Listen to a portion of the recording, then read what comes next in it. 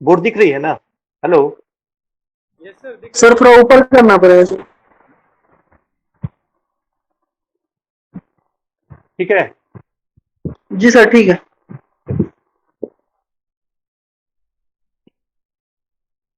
ये बिल्कुल नया टॉपिक्स है और अभी तक जितने चैप्टर्स एनाटॉमी फिजियोलॉजी में हम पढ़े हैं या जिस सिस्टम के बारे में बात किए हैं, तो मेल एंड फीमेल में दोनों कॉमन है। मेल एंड फीमेल कॉमन है। इट मीन्स कि सिर्फ साइज का डिफरेंस हो सकता है, वेट का डिफरेंस हो सकता है। कहने का मतलब मेल में हो सकता है कि हार्ट का साइज थोड़ा बड़ा हो और वेट थोड़ा ज्यादा हो, फीमेल में हार्ट का साइज थोड़ा छोटा हो, वेट थोड़ा कम हो, ऐसा हो सकता है। अगर हाथ की लंबाई की बात करेंगे तो मेल में थोड़ा लंबा हो सकता है, फीमेल में थोड़ा छोटा हो सकता है। लेकिन बाकी एनाटॉमिकल और फिजियोलॉजिकल जो एनाटॉमिकल स्ट्रक्चर्स है, डिसेक्ट करने के बाद जो देख रहे हैं, वो जो मेल में है वही फीमेल में है। और फिजियोलॉजिकल फिजियोलॉजिकल में जो फंक्शंस मेल में ऑर्गन से जो फंक्शन कर रहे हैं वही फीमेल में भी सेम टू सेम वर्क वो कर रहे हैं। हाँ, इन्फ्लुएंसेस या इंटेंसिटी का डिफरेंस हो सकता है फिजियोलॉजी में, लेकिन काम करने का तरीका एक, ऑर्गन्स एक। लेकिन ये जो सिस्टम करता है इसमें मेल और फीमेल दो डिफरेंट डिफरेंट सिस्टम एक है, लेकिन दो अलग अलग पार्ट, मेल अलग और फीमेल अलग। और दोनों का एक दूसरे से कोई एनाटॉमिकल स्ट्रक्चर्स मैच नहीं करता है, कि दोनों का एनाटॉमिकल बिल्कुल डिफरेंट है। और साथ में फिजियोलॉजी काम करने का तरीका फीमेल रिप्रोडक्टिव ऑर्गन्स का और मेल रिप्रोडक्टिव ऑर्गन्स का बिल्कुल डिफर है, दोनों एक दूसरे से कोई तालमेल नहीं रखता है। पहले तो जानते ये सिस्टम है क्या, कह क्या रहा है, तो फिर आगे अलग अलग हम इस पर बात करेंगे। ये दो अलग अलग शब्द को लेकर बना हुआ है, एक री लेकर बना हुआ है, एक प्रोडक्टिव लेकर बना हुआ है, और लास्ट में सिस्टम। सिस्टम पर तो बहुत चर्चा कर चुके हैं हम लोग, क्या है क्या नहीं है। इन शब्द को थोड़ा पहले अलग अलग कर लेते हैं, री एंड प्रोडक्टिव। री का मतलब होता है पुनर्, प्रोडक्शन का मतलब उत्पादन। ये दो डिफरेंट वर्ड को लेकर बना है। तो पुनर्उत्पादन का तो सेल भी रिप्रोड्यूस करके ना माइटोसिस डिवीजन से अपने ही जैसा बना रहा है, म्यूसिस में अपने जैसा चार बना रहा है। लेकिन यहां पे बोलते हैं कि एक ह्यूमन बींग्स या एक one living things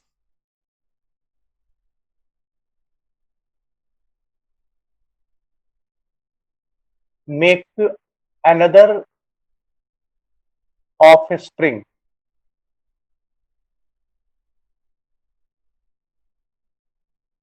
by physiological methods. इसमें बोला कि एक एनिमल्स ले लें या प्लांट ले लें, कोई भी लिविंग सब्सटेंस, लिविंग थिंग्स की बात करें, तो अपने ही जैसा offspring same to same, genotypically and phenotypically same to same offspring को प्रोड्यूस कर रहा है, बना रहा है। इसको हम लोग रिप्रोडक्शन बोलते हैं। और इसमें जो ऑर्गन्स काम कर रहे हैं उसको रिप्रोडक्टिव ऑर्गन्स के नाम से देते हैं।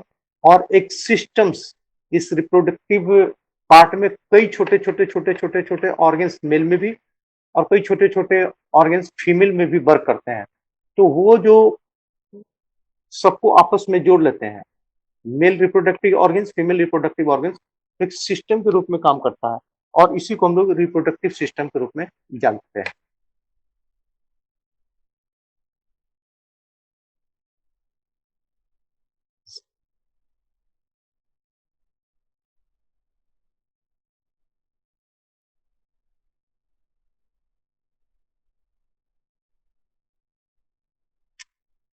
बेसिकली मेल और फीमेल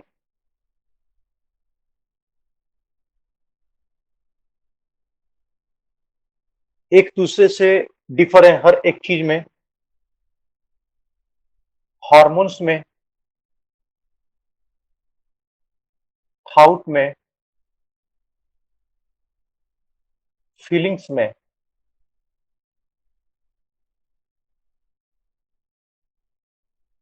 ये एक दूसरे से अलग तरीके से सोचते हैं, अलग हार्मोन्स का सिक्रेशंस है और फीलिंग्स अलग है। अगर फीमेल की बात करें तो इसका इंडिविजुअल्स हार्मोन्स, इंडिविजुअल थॉट जो मेल से शायद वैरी करता हो, एंड इंडिविजुअल फीलिंग्स जो मेल के फीलिंग से थोड़ा अलग है। कहने का सेंस है कि दोनों में किसी भी तरीके से कोई तालमेल की संभावना दूर दूर तक नहीं है। मेल और फीमेल दोनों के बीच में कोई संभावना ही नहीं तालमेल का। लेकिन गॉड का ऐसा अरेंजमेंट है कि विदाउट मिक्सिंग ऑफ बोथ, दोनों को जब तक एक साथ नहीं जोड़ेंगे तब तक ये रिप्रोडक्शन का फेज मल्टी सेलुलर एनिमल्स में पॉसिबल नहीं है। अगर यूनिसेल्युलर की बात करें तो वो एसेक्सुअल मेथड से भी रिप्रोड्यूस कर लेते हैं, जो बाइनरी फ्यूजन के रूप में हम लोग जानते हैं। बाइनरी फ्यूजन का मतलब है कि इसका अपना ही इंडिविजुअल एक सेल डिवाइड हो गया और डिवाइड होके ये छोटे छोटे दो सेल्स में कन्वर्ट कर गया, फिर इसकी साइजेज समय के साथ बड़ी हुई, जैसे ही इसके समकक्ष हुआ तो फिर इसमें डिवीजन हो गया, फिर इसमें डिवीजन हुआ, 1 से 2, 2 से 4, 4 से 8 ऐसे करके बाइनरी फ्यूजन माने एसेक्सुअल मेथड से चलता है। लेकिन मल्टी सेलुलर प्लांट्स या एनिमल की बात करें तो इसमें जब भी होता तो रिप्रोडक्शन बाइसेक्सुअल ही पॉसिबल है। बाइसेक्सुअल का माने दो डिफरेंट गैमेट्स, दो डिफरेंट गैमेट का मतलब कि दो डिफरेंट बॉडी स्ट्रक्चर, दो different body structure, it means एक मेल एक फीमेल की आवश्यकता है, और दोनों को जब तक कॉन्जुगेट नहीं करेंगे, एक साथ नहीं जोड़ेंगे, तो ये रिप्रोडक्टिव फेज पूरा नहीं होगा।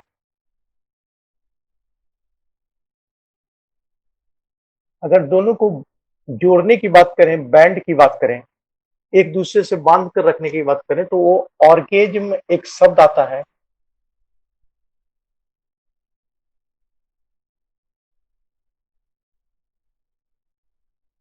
ये ऑर्गेज्म ही इसको और इसको दोनों को आपस में बांध के रखता है। अदरवाइज दोनों एक दूसरे को देखना पसंद नहीं करेंगे, तो बिल्कुल तालमेल ही करना मुश्किल है। तो इन दोनों के बीच का जो एडहेसिव है, खिंचाव है, वो ऑर्गेज्म रिलेटेड है।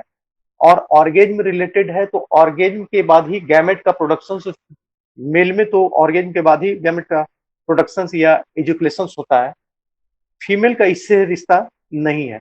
लेकिन इसी ऑर्गेज्म है जो दोनों के बीच में सीमेंट का काम करता है या एडहेजन का काम करता है।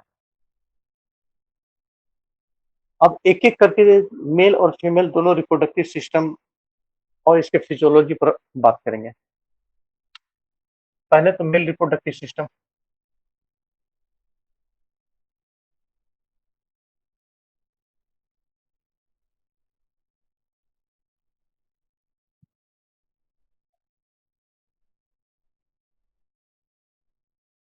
अगर मेल रिप्रोडक्टिव सिस्टम की बात करें तो इसके कुछ ऑर्गेन्स हैं।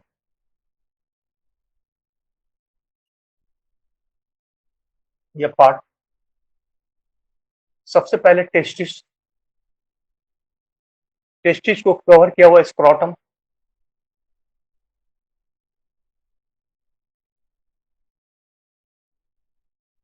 उसके बाद इपिडिडाइमिस,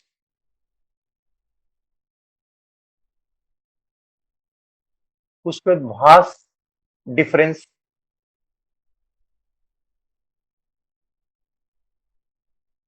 उसके बाद सेमिनल वेसिकल, उसके बाद प्रोस्टेट ग्लैंड, उसके बाद इजुकुलेटरी डक्ट,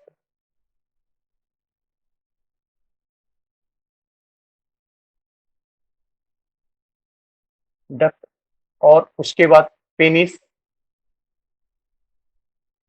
और लास्ट में यूरेथ्रा।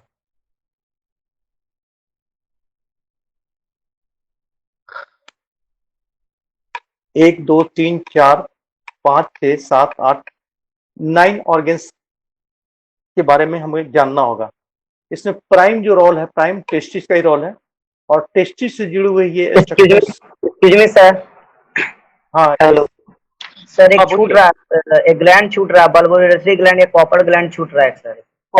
कॉपर्स ग्लैंड एडिशनल है। कॉपर्स ग्लैंड जब बल्बो पेनिस के पास जुड़ता है, हम्म। वो सेक्रेटरी ग्लैंड है। सेक्रेटरी ग्लैंड है वो इसका पार्ट में नहीं आता है एक्चुअली में। वो एडिशनल है, सेक्रेटरी ग्लैंड है कि जो एसिडिक कंटेंट है उसको न्यूट्रल करने के लिए उसमें फ्लो करवाता है। इसके बारे में हम बाद में बात करेंगे, जब बल्बो पेनिस पर जाएंगे तो बात करेंगे, वो जुड़ेगा, हम लोग साथ जुड़ जाएगा। लेकिन ऐसे स्ट्रक्चर की बात करें तो 9 स्ट्रक्चर की हम लोग बात करते हैं। ये यूरेथ्रा, मेम्ब्रेनस यूरेथ्रा है ना, यूरेथ्रा पर बात करेंगे ना, तो मेम्ब्रेनस यूरेथ्रा है, प्रोस्टेट यूरेथ्रा है, कॉमन यूरेथ्रा है, पेनाइल यूरेथ्रा है। तो उसी मेम्ब्रेनस यूरेथ्रा के पास ये ग्लैंड वहां पे मौजूद रहता है, उसी के पीछे में। इस पर बाद में बात करेंगे हम। सर हाफ डिफरेंस के बाद एक बार पढ़ दीजिए सबको। Testis, scrotum, epididymis, vas deferens, seminal vesicles, prostate gland, उसके बाद इजिकुलेटरी डक्ट, उसके बाद पेनिस, और पेनिस के बाद यूरेथ्रा। ये 9 ग्लैंड्स हो गया। इसी ये सारे मेल रिप्रोडक्टिव ऑर्गन्स या मेल रिप्रोडक्टिव और सिस्टम का पार्ट है। इसमें प्राइम जो है ये सब इसी के आधार पर डिपेंडेंट है। अगर इसको रिमूव कर देते हैं, इसको यहां से हटा लेते हैं, टेस्टिस को हटा देते हैं, ये सब के सब फेल्योर कर जाएंगे, वहीं पर खत्म हो जाएंगे। तो प्राइम ऑर्गन्स की बात करें अगर मेल रिप्रोडक्टिव का, तो प्राइम ऑर्गन्स हमारा टेस्टिस ही है। और ये बाकी स्ट्रक्चर इससे जुड़े हुए हैं। अगर जैसे ही इसको रिमूव करें या इसमें कोई प्रॉब्लम क्रिएट हुआ तो ये सब के सब फेल कर जाएंगे, एक बारगी यहां से यहां तक फेल कर जाएंगे। फिर यूरेथ्रा और पेनिस रह जाएगा सिर्फ एक्सक्रेटरी सिस्टम का पार्ट, वो जेनाइटल सिस्टम से ये अलग हो जाएगा।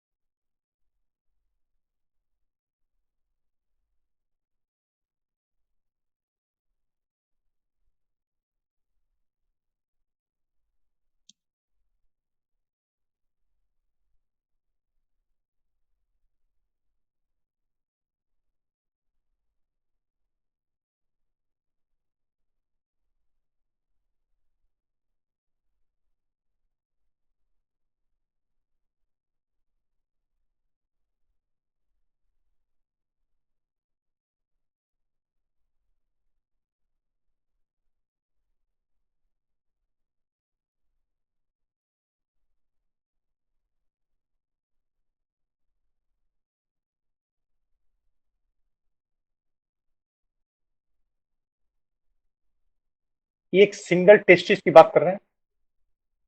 सिंगल टेस्टिस करीब करीब 2.5 टू 3.5 सेंटीमीटर के इंच के आसपास का होता है। थिकनेस की बात करें तो अगर इसकी थिकनेस भी करीब करीब 2.5 इंच के अप्रॉक्स में थिकनेस है इसका।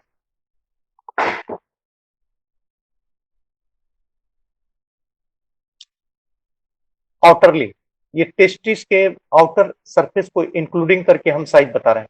अदरवाइज सिर्फ टेस्टिकुलर पार्ट की बात करें तो इस सेंटीमीटर में ये कन्वर्ट कर जाएगा, काफी छोटा स्ट्रक्चर होता है ये टेस्टिस का आउटर कवरिंग है, जो इसको हम लोग स्क्रोटम के नाम से जान रहे हैं। ये आउटर कवरिंग है। ये टेस्टिस और स्क्रोटम के बीच में 3 डिफरेंट डिफरेंट लेयर है। ये 3 डिफरेंट डिफरेंट लेयर का बना हुआ है। सबसे आउटर जो लेयर होता है वो ट्यूनिका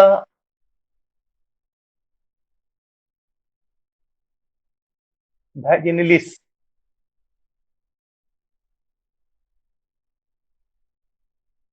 टेस्टिस का आउटर लेयर जो कवरिंग मेम्ब्रेन है, ये आउटर लेयर है ट्यूनिका वेजिनलिस, और ट्यूनिका वेजिनलिस के अंदर में जो ये सेकेंड लेयर है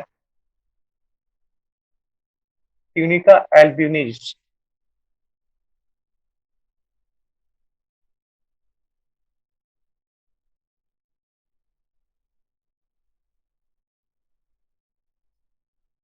और उसके अंदर में तीसरा लेयर है tunica वैस्कुलरिस।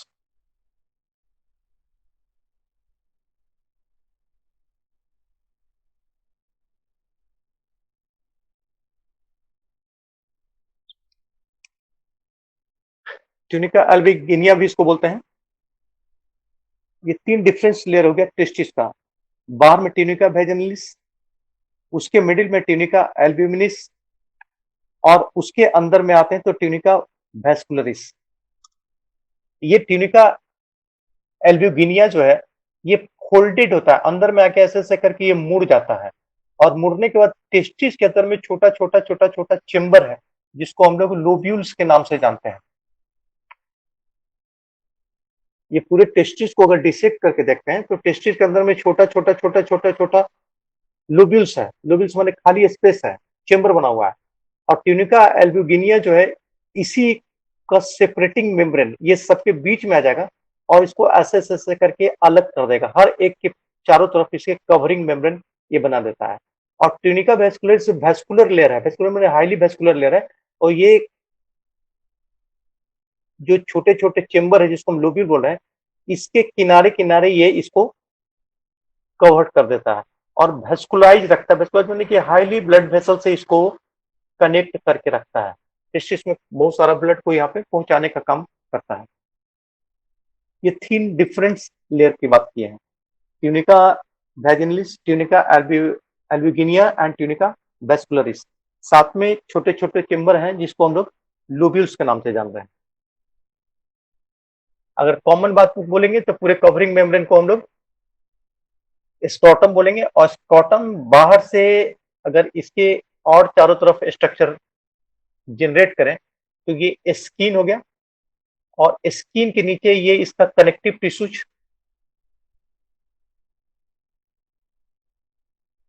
Connective tissues and fat का लेयर। आउटर साइड में स्किन, स्किन के नीचे कनेक्टिव टिश्यूज और फैट का लेयर, फैट के लेयर के नीचे फिर ये तीनों लेयर शुरू हो गया। साथ में बोलता है कि ये पूरा का पूरा हेयर, जिसको प्यूबिक हेयर बोलते हैं, प्यूबिक हेयर पूरे टेस्टिस में चारों तरफ फैला रहता है। और पोरस स्ट्रक्चर, पोरस स्ट्रक्चर है मतलब है कि बहुत ज्यादा ये सुराख बना हुआ है। जैसे हमारे स्किन लेवल में जहां जहां हेयर निकला हुआ है, हेयर फॉलिकल के पास पोर्स है जिससे स्वेट या सीविसेस सिक्रेट होते रहते हैं। ठीक उसी तरह से पूरे स्क्रोटम जो है ना परफोरेटेड है, छोटे छोटे छोटे छोटे पोर्स उसमें बने हुए हैं। और पोर्स से वेपोराइजेशन मतलब कि अंदर से टेम्परेचर्स को रिलीज करने के लिए हमेशा ये स्वेट बाहर आते रहते हैं, और स्वेट बाहर आने के बाद पसीना उड़ता रहता है और इसको कोल्ड किए रखते हैं। एक सिंगल टेस्टिस में से हम एक सिंगल लोब्यूल्स को निकाल ले रहे हैं।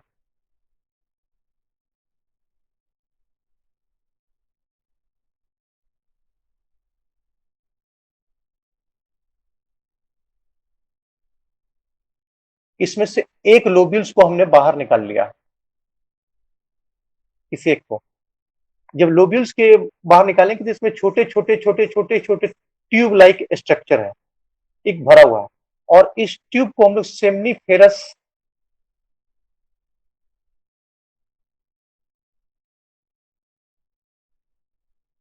ट्यूबिल का नाम दिया। इसमें से किसी में से एक लोब्यूल को हमने बाहर निकाल दिया। जो एक लोब्यूल में होगा वही ऑलमोस्ट वही स्ट्रक्चर्स पूरे के पूरे सरफेस में होगा। तो इसमें सबसे पहला जो स्ट्रक्चर है जो लंबा लंबा लंबा लंबा ट्यूब लाइक स्ट्रक्चर है, और उस ट्यूब लाइक स्ट्रक्चर को हम लोग सेमनीफेरस ट्यूबिल का नाम दिया है।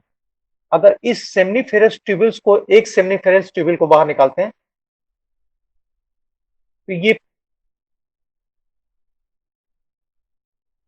सेलुलर स्ट्रक्चर है, ये चारों तरफ से सेल से बंधा हुआ है, और इसी सेल्स के पीछे में इंटरस्टिशियल सेल्स मौजूद है।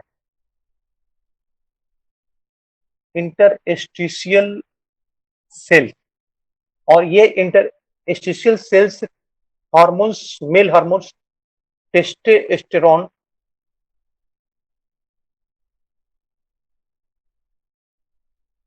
टेस्टोस्टेरोन का सिक्रेशन करता है, और यही टेस्टोस्टेरोन प्राइम फैक्टर्स है मेल रिप्रोडक्टिव हार्मोन्स के रूप में। इस ये पूरे सेक्सुअल फेज को कंट्रोल करता है। जैसे जैसे इसकी स्थिति कमजोर होती जाएगी, मतलब टेस्टोस्टेरोन का सिक्रेशन कमता जाएगा, वैसे वैसे रिप्रोडक्टिव साइकिल मेल का डिक्लाइन डिक्लाइन में धीरे धीरे धीरे ये नीचे की ओर उतरता हुआ चला जाएगा। तो ये इंटरस्टिशियल सेल्स सेमनीफेरस ट्यूबुल्स के अंदर अगर काट के देखते हैं तो चारों तरफ ये सेमनीफेरस इंटरस्टिशियल सेल से ढका हुआ, और ये इंटरस्टिशियल सेल्स टेस्टोस्टेरोन के सिंथेसिस में हेल्प कर रहा है। अब थोड़ा और आगे इसको डिटेल कर लेते हैं।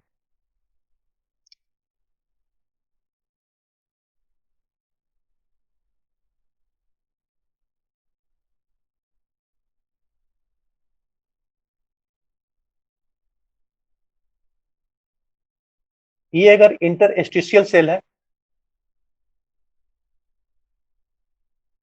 और इसके आगे में सर्टोली सेल है,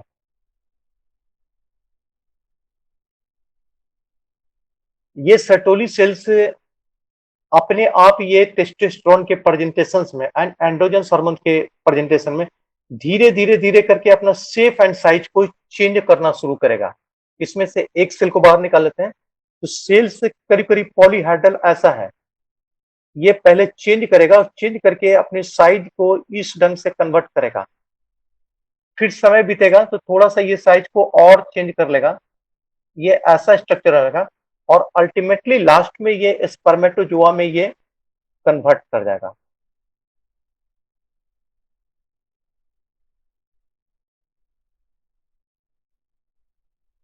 कन्वर्ट करने के बाद इसी ट्यूब्यूल्स में यहाँ पर ये कलेक्ट होना शुरू कर जाएगा, और फिर सेमनीफेरस ट्यूब्यूल्स से ये आगे बढ़ेगा। आगे बढ़ेगा मतलब कि यहाँ से ये निकलता हुआ एक कॉमन ट्यूब, सब लोब्यूल से एक छोटा छोटा छोटा छोटा छोटा छोटा कॉमन कलेक्टिव ट्यूब निकलेगा, और सब वहां पे जुड़ जाएगा। इस जगह पे ये जुड़ेगा, एक झुंड बना देगा ट्यूब का, जिसको हम लोग रेटी टेस्टिस के नाम से जानते हैं। रेटी टेस्टिस ज्यादा कठिन हो रहा है, नहीं समझ में आ रही है बात? हेलो, आ रहा है सर, आ रहा है। इस सब सर हल्का नीचे का फिगर नहीं नजर आ रहा, नीचे जो फिगर बना है ना। अब हाँ सर अब आ रहा। ठीक।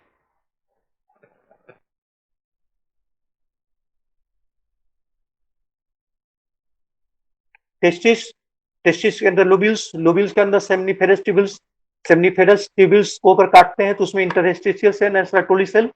इंटरस्टिशियल सेल टेस्टोस्टेरोन हार्मोन का सिंथेसिस कर रहा है, एंड सर्टोली सेल्स कन्वर्ट कर जा रहा है एक सिंगल सेल्स, धीरे धीरे धीरे धीरे करके स्पर्मेटोजोआ में कन्वर्ट हो जा रहा है, और ये खाली स्पेस में जमा हो रहा है इसके सेमनीफेरस ट्यूब्यूल्स के, और वहां से कलेक्टिंग ट्यूब्यूल से हर लोब्यूल से निकलता जा रहा है, और निकलने के बाद जिस जगह पर ये एक झुंड बन जाता है, एकदम से यहाँ पे ढेर सारा कलेक्टिंग ट्यूब्यूल का झुंड हो जाता है, उस झुंड को माने ट्यूब को हम लोग रेटी टेस्टिस के नाम से जान रहे हैं। और एक सिंगल सेल्स को स्पर्मेटोजोआ में कन्वर्ट होने में 74 डेज का टाइम लगता है।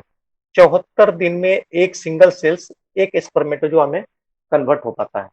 बड़ी लंबा प्रोसेस है।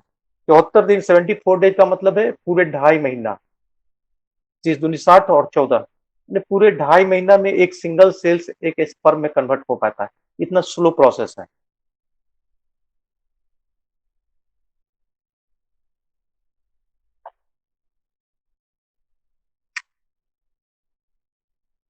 ये रेटी टेस्टिस।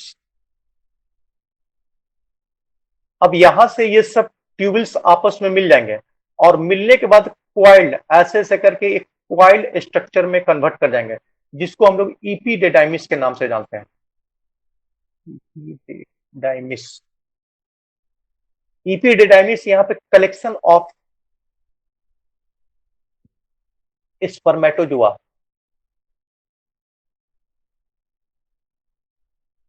ये जो स्पर्मेटोजोआ का फॉर्मेशन हुआ, ये सब इपीडिडाइमिस में आके कलेक्ट हो जाएंगे। यहाँ पे सिर्फ स्पर्म कलेक्ट होता है, सीमेंस कलेक्ट नहीं होता है। सीमेन स्पर्म दोनों अलग अलग चीजें, जिस पर हम आगे हम बात करेंगे। तो यहाँ पे जो कलेक्शन है ना, सिर्फ यहाँ पे स्पर्मेटोजोआ मतलब स्पर्म का कलेक्शन है, सीमेन फ्रूट का कलेक्शन यहाँ नहीं है।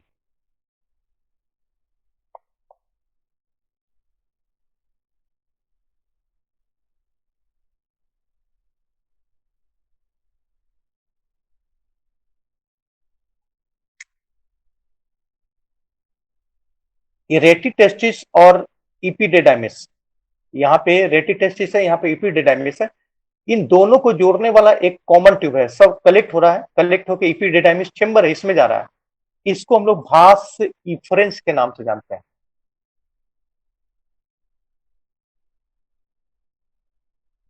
रेटिटेस्टिस एंड इपिडेडाइमिस दोनों को जोड़ने वाला जो कॉमन चेंबर हो गया, इसको हम लोग भास इफरेंस के नाम से जानते हैं। और ये इपिडेडाइमिस लास्ट, हेलो, स्क्रीन में सर थोड़ा नीचे कर दीजिएगा सर, ऊपर वाला दिख नहीं रहा। ठीक है, ठीक है ना अब? ठीक है सर, ठीक। हाँ। अब ये इपिडेडाइमिस एक सिंगल कॉमन ट्यूब में कन्वर्ट हो जाता है। ये इसी ट्यूब को हम लोग भास डिफरेंस के नाम से जानते हैं। इपिडेडामिस चेंबर जहां पे स्पर्मेटोजोआ कलेक्ट हुआ, और इसको कैरी करके फिर से पेनिस तक इसको पहुंचना है ना, तो कैरी करने के लिए एक ट्यूब लाइक स्ट्रक्चर इपिडेडाइमिस से शुरू होता है।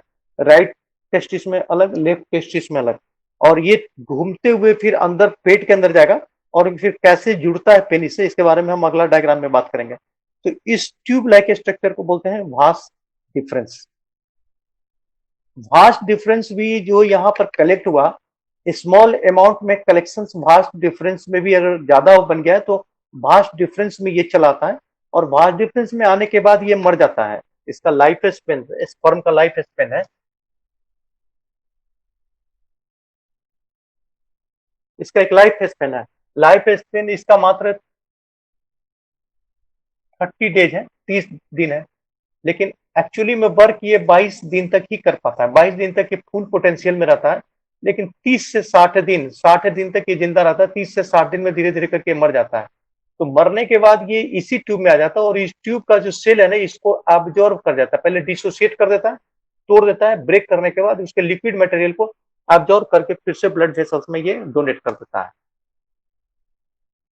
इपिडेडाइमिस में कलेक्ट हुआ, कलेक्ट होने के बाद 30 से 60 दिन इसका लाइफ स्पेन है, लेकिन एक्चुअली में वर्क जो करेगा ना 22 दिन तक ही कॉमनली इस पोटेंशियल से वर्क करेगा स्पर्मेटोजोआ, अदरवाइज की पोटेंशियलिटी खत्म होने लगती है। तो मरने के बाद ये इपिडेडाइमिस में ये एब्जॉर्ब कर लिया जाता है, इसमें चलाता है और ये इसको एब्जॉर्ब कर लेता है। कभी कभी इजुकुलेशन हुआ, और इजुकुलेशन होने के बाद इसी ट्यूब में रह गया और बाहर नहीं आ सका, पेनिस से बाहर नहीं निकल सका, तब भी ये भास्ट डिफरेंस उस इजुकुलेटेड स्पर्मेटोजोआ को ब्रेक कर देता है, तोड़ देता है, और तोड़ लेने के बाद एब्जॉर्ब कर लेता है, उसके मटेरियल को एब्जॉर्ब करके वहां से हटा देता है, क्लियर कर रास्ता को साफ करके रखता है।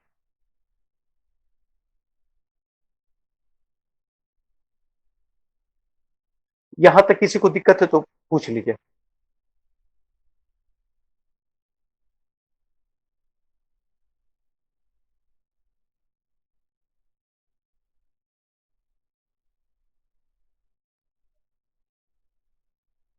अब टेस्टिस में एक दो बात और करना होगा। इन इंट्रा यूट्राइन लाइफ, जब पेट में बच्चा होता है तो ये एब्डोमिनल ऑर्गन्स है।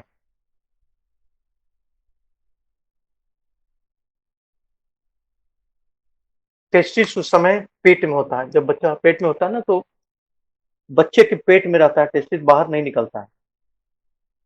करीब करीब 8 मंथ, 8वां मंथ प्रेगनेंसी का पूरा होने के बाद, 8 to 9th मंथ, या ज्यादातर में देखा गया कि just at time of birth, मैंने 8वां से 9वां महीना या फिर just at a time of birth, जिस समय बच्चा जन्म ले रहा है या जन्म लेने के 10 दिन के अंदर, हो जाना तो चाहिए तुरंत, लेकिन 10 दिन मान के चलते हैं, ये पेट से धीरे धीरे धीरे धीरे करके डिसेंड होने लगता है और डिसेंड होने के बाद स्क्रोटम, जिसका कवरिंग मेम्ब्रेन में यह प्रक्रिया के चलाता है। अदरवाइज स्क्रोटम खाली रहता है, बच्चा पेट में रहता है ना, तो स्क्रोटम खाली रहता है, उसमें टेस्टिस आता नहीं है। और जिस रास्ते से ये एब्डोमिनल कैविटी से स्क्रोटम में आता है उसको हम लोग इंग्वाइनल कनाल बोलते हैं।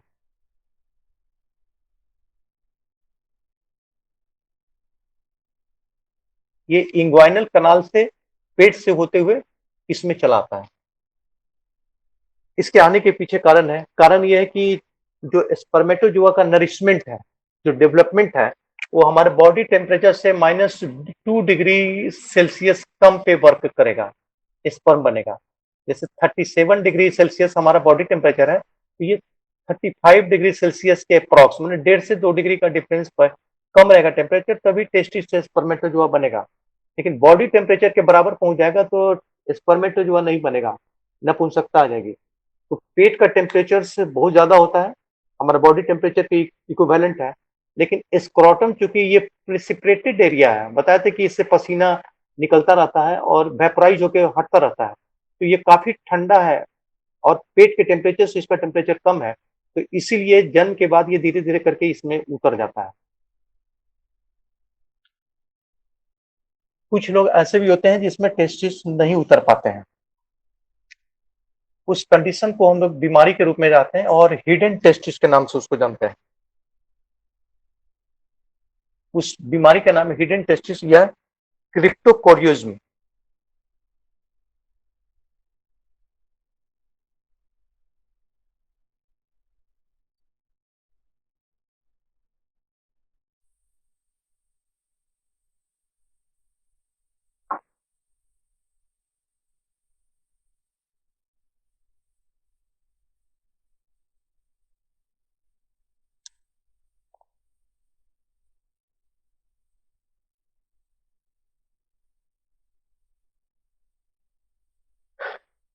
क्रिप्टोर्किज्म का मतलब हुआ हिडन टेस्टिस। हिडन टेस्टिस का मतलब टेस्टिस पेट में रह गया।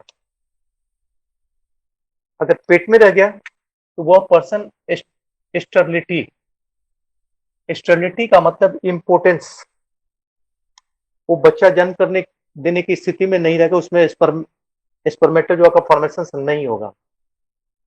तो अगर ऐसा कंडीशन है तो ऑपरेट करके ऐसा बहुत बहुत बड़ा प्रॉब्लम नहीं है, सर्जरी करके इसको इंग्वाइनल कनाल से फिर वापस टेस्टिस को स्क्रोटम में स्टेबल कर दिया जाता है। पेट से निकाल के इंग्वाइनल कनाल से रास्ता बनाते हुए फिर स्क्रोटम में डाल दिया जाता है और फिर इंग्वाइनल कनाल के रास्ता को सीज कर दिया जाता है, बंद कर दिया जाता है। एक इंग्वाइनल हर्निया का भी बात किए थे।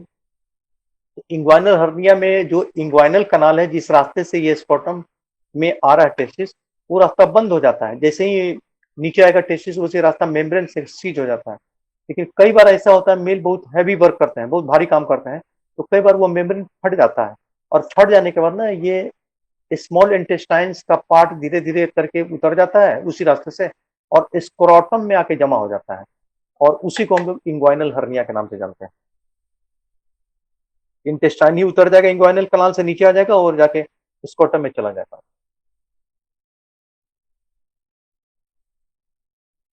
ज्यादातर ये मेल में देखने को मिलता है, फीमेल में नहीं, शायद ही रेयरली कभी कदाली ऐसे नहीं मिलता है।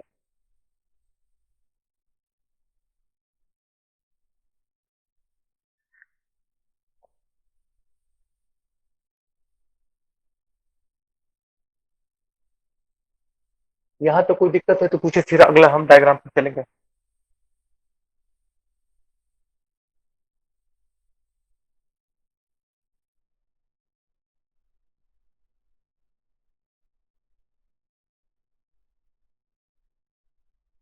किसी को कोई दिक्कत यहाँ तक?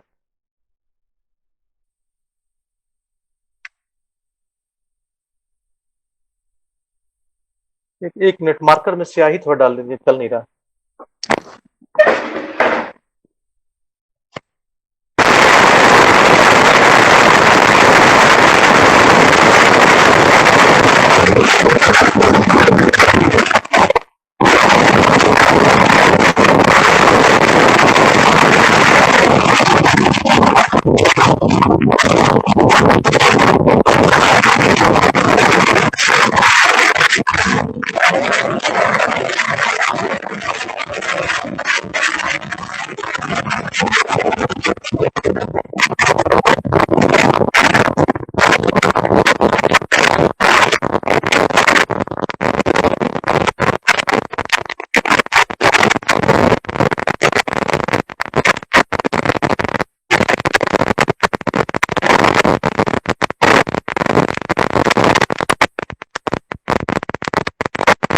करा दीजिए, नहीं तो हम लोग का मैच खराब हो जाएगा।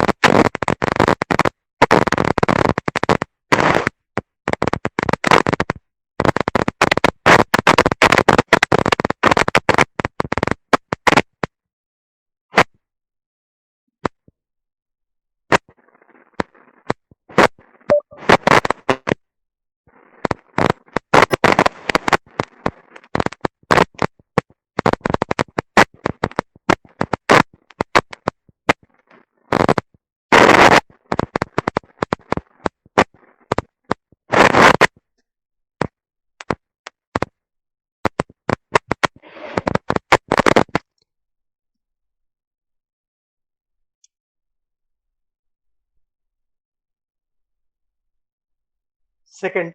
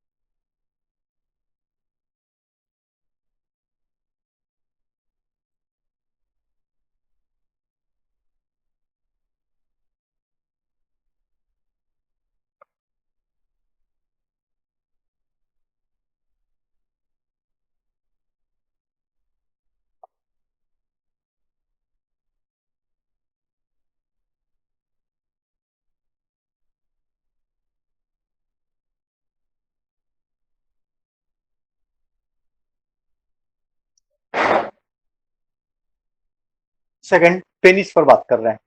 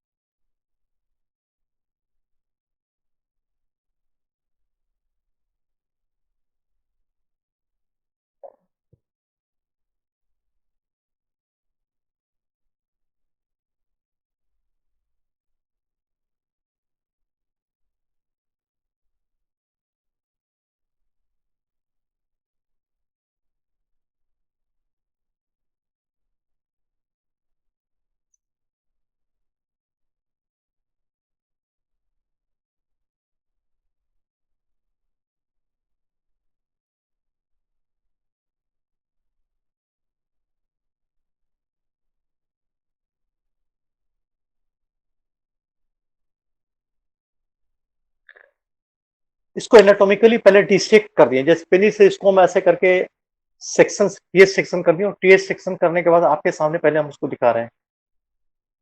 ये बाहर से स्किन से कवर है, स्किन के अंदर में जानते थे कनेक्टिव टिश्यू एंड फैट का, फैट मतलब एडिपोज टिश्यू का पूरा लेयर भरा हुआ है। लेकिन एक्चुअली में इसका इंपॉर्टेंट पार्ट इसका मसल्स है, एक मसल्स, दो मसल्स, ये तीन मसल्स, इसको हम घेर करके रखे हुए हैं किनारे किनारे में, मैंने लैटरल साइड में दो मसल्स का पूरा बंडल ही चलता है। इसको मान के चलते हैं कि जैसे ये स्ट्रक्चर हो गया, तो इसके स्ट्रक्चर को हम काट देते हैं, इसमें तीन ट्यूब को पार करा देते हैं, तीन छोटे छोटे नली को पार कराते हैं। वैसे ही ये मसल्स का तीन साफ एकदम पूरा आगे से लेकर पीछे तक जितना बड़ा साइज है, तीन अलग अलग साफ्ट ऐसे करके गुजरा हुआ है। ये मसल्स जैसे हाथ उसमें मसल्स ऐसा नहीं बना हुआ है, ये लेंथ में, जैसे ये देख रहे हैं लंबा यहाँ पे दिखाई दे रहा है ना, ठीक ऐसे ही पूरे पेनिस के साइड में तीन मसल्स का, एक दो और तीन अलग अलग मसल का एक साथ चल रहा है, और तीनों इरेक्टाइल टिश्यूज का बना हुआ है, दो लेटरल माने किनारे किनारे में और एक मिडिल में चल रहा है।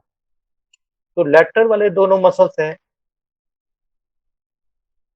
It is bulbo कैवर्नोसस,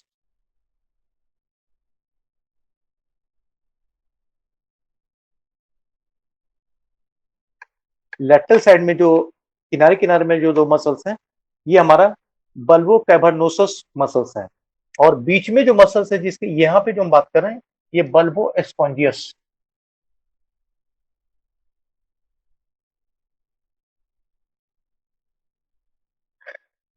three muscles of bulbo cavernosus और मिडिल में बल्बो स्पॉन्जियस, और ये तीनों मसल के चारों तरफ adipose tissue and connective tissue का पूरा लेयर है, और ये अपने बाहरी लेयर में स्किन से, जो नॉर्मल स्किन है, स्किन से ये पूरा पूरा ये कवर्ड है।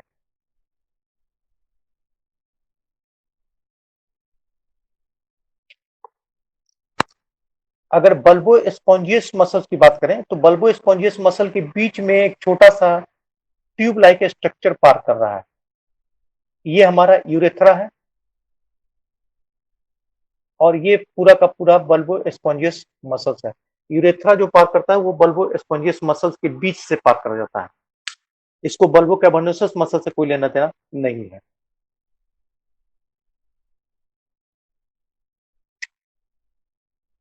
अगर पूरे लेंथ की बात करें तो लेंथ इसका 3 पार्ट है। बल्बो पेनिस, साफ एंड तीसरा टिप। ये 3 अलग अलग पार्ट में पूरे लेंथ को हमने डिवाइड कर दिए हैं।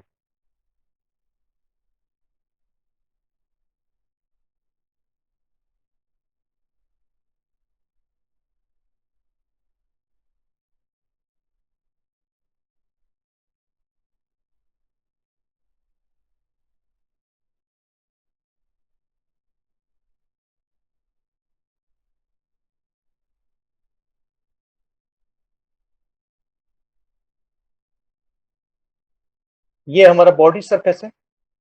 बॉडी सरफेस के अंदर एब्डोमिनल मैंने पेल्विक ऑर्गन्स में इतना पार्ट अंदर में रहता है, इसी को हम लोग बल्बो पेनिस के नाम से जानते हैं। बल्बो पेनिस या बल्बर पार्ट, ये यहां से यहां तक का स्ट्रक्चर साफ हो गया इसका, और आगे का इतना स्ट्रक्चर हो गया ना, ये टीप कहलाता है इसका। और टीप टीप को ही हम टीप नहीं बोल के दूसरा नाम इसको हम लोग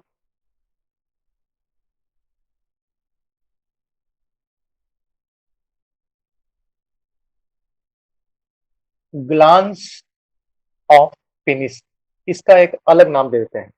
ग्लांस ऑफ पेनिस से रिंग लाइक स्ट्रक्चर से शुरू होता है, और टिप तक जहां पे यूरेथ्रा का ओपनिंग है, यहां तक का स्ट्रक्चर को ग्लांस ऑफ पेनिस के नाम से जानते हैं। ये पूरा रिंग लाइक स्ट्रक्चर है, और ये म्यूकस मेम्ब्रेन, ये पूरा का पूरा म्यूकस मेम्ब्रेन से ढका हुआ ये लेयर है। और जिस स्किन की बात की है, तो ये स्किन सरफेस ऐसे करके ये आगे बढ़ा, हमारे बॉडी सरफेस से ये आगे बढ़ा, और सब का सब इससे चिपका हुआ है, पेनिस से पूरे के साफ से ये चिपका हुआ, कहीं से अलग नहीं है। जैसे मसल्स है, मसल से ये चिपका हुआ है, इससे अलग नहीं हो सकता है, उसी ढंग से ये चिपका हुआ है स्किन। लेकिन ग्लांस ऑफ पेनिस के पास जानते हो ये लूज हो जाता है। लूज हो जाता है का मतलब कि कहीं से ये चिपका हुआ नहीं रहता है, और लास्ट में इसका यूरेथ्रा के पास ये कटा हुआ स्किन का ओपनिंग है। ये म्यूकस मेम्ब्रेन का बना हुआ, म्यूकस मेम्ब्रेन के चारों तरफ से ये कवरिंग स्किन है, इसको हम लोग कोर स्किन या प्रीफ्यूज,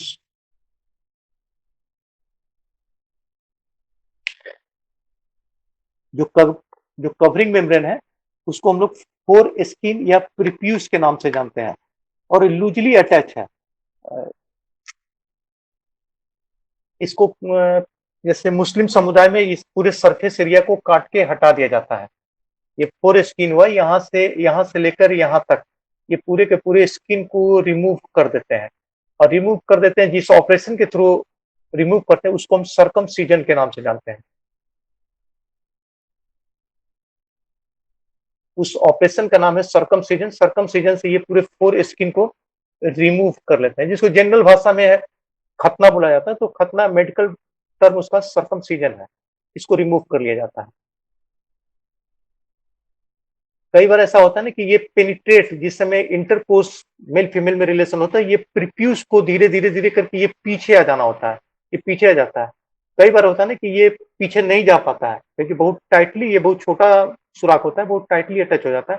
तो फिर से सर्कमसीजन ऑपरेशन करके, पार्शियल सर्कमसीजन, ये इतना दूर के पोर्शन को काटा जाता है, और काटने के बाद ये इसके माउथ को, ओपनिंग को बड़ा किया जाता है, और तब फिर ये स्किन पीछे जा सकता है।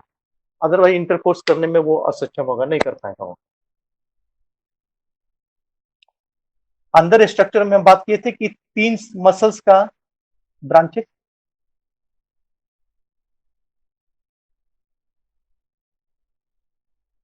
मान के चलते हैं ये दोनों बल्बो कैवर्नसस है, और इसके बीच में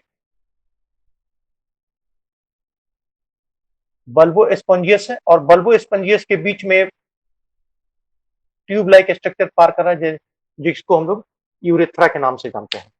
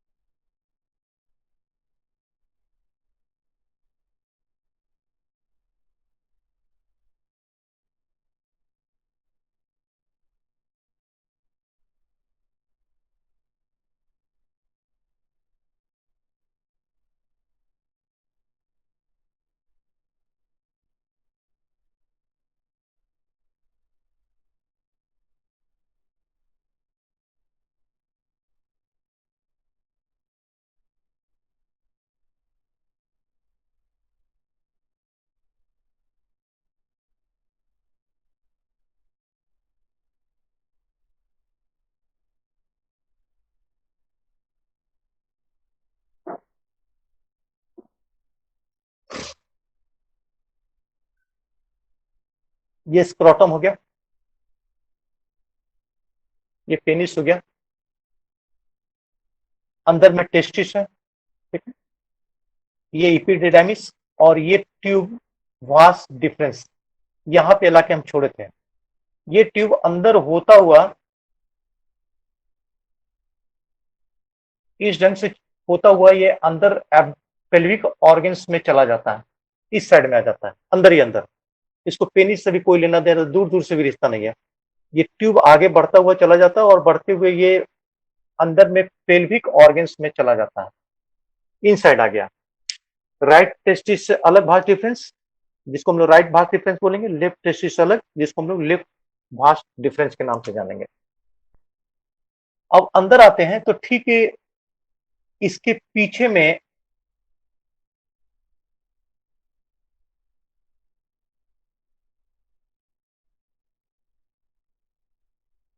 ये सेमिनल वेसल्स है, राइट साइड का अलग seminal vessels and left side का अलग सेमिनल वेसल्स, 2 सेमिनल वेसल्स है, और 2 सेमिनल वेसल्स आपस में एक दूसरे से जुड़ जाते हैं। सेमिनल वेसिकल्स, और जिस जगह पे आपस में जुड़ गए, दैट इज कॉल्ड इजुकुलेटरी डक्ट।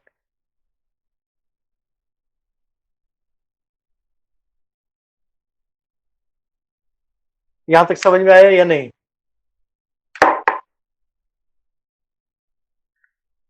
यहां तक कोई दिक्कत है? रिपीट रिपीट कर दीजिए सर। अच्छा ठीक, अभी और भी बनाना है, अभी रिपीट करेंगे एक लास्ट में, अभी और भी एक दो स्ट्रक्चर बचा हुआ है, पहले उसको बना देते हैं।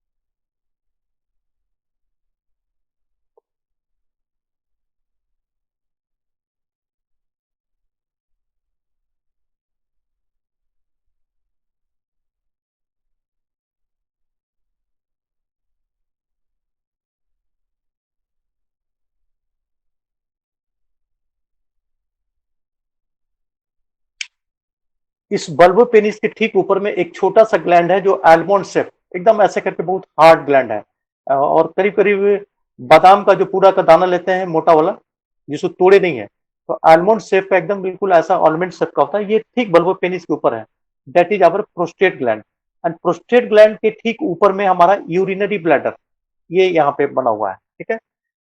यूरिनरी ब्लैडर से यूरेथ्रा का ओपनिंग हुआ, एक यूरेथ्रा चला, और प्रोस्टेट ग्लैंड से भी एक ओपनिंग हुआ।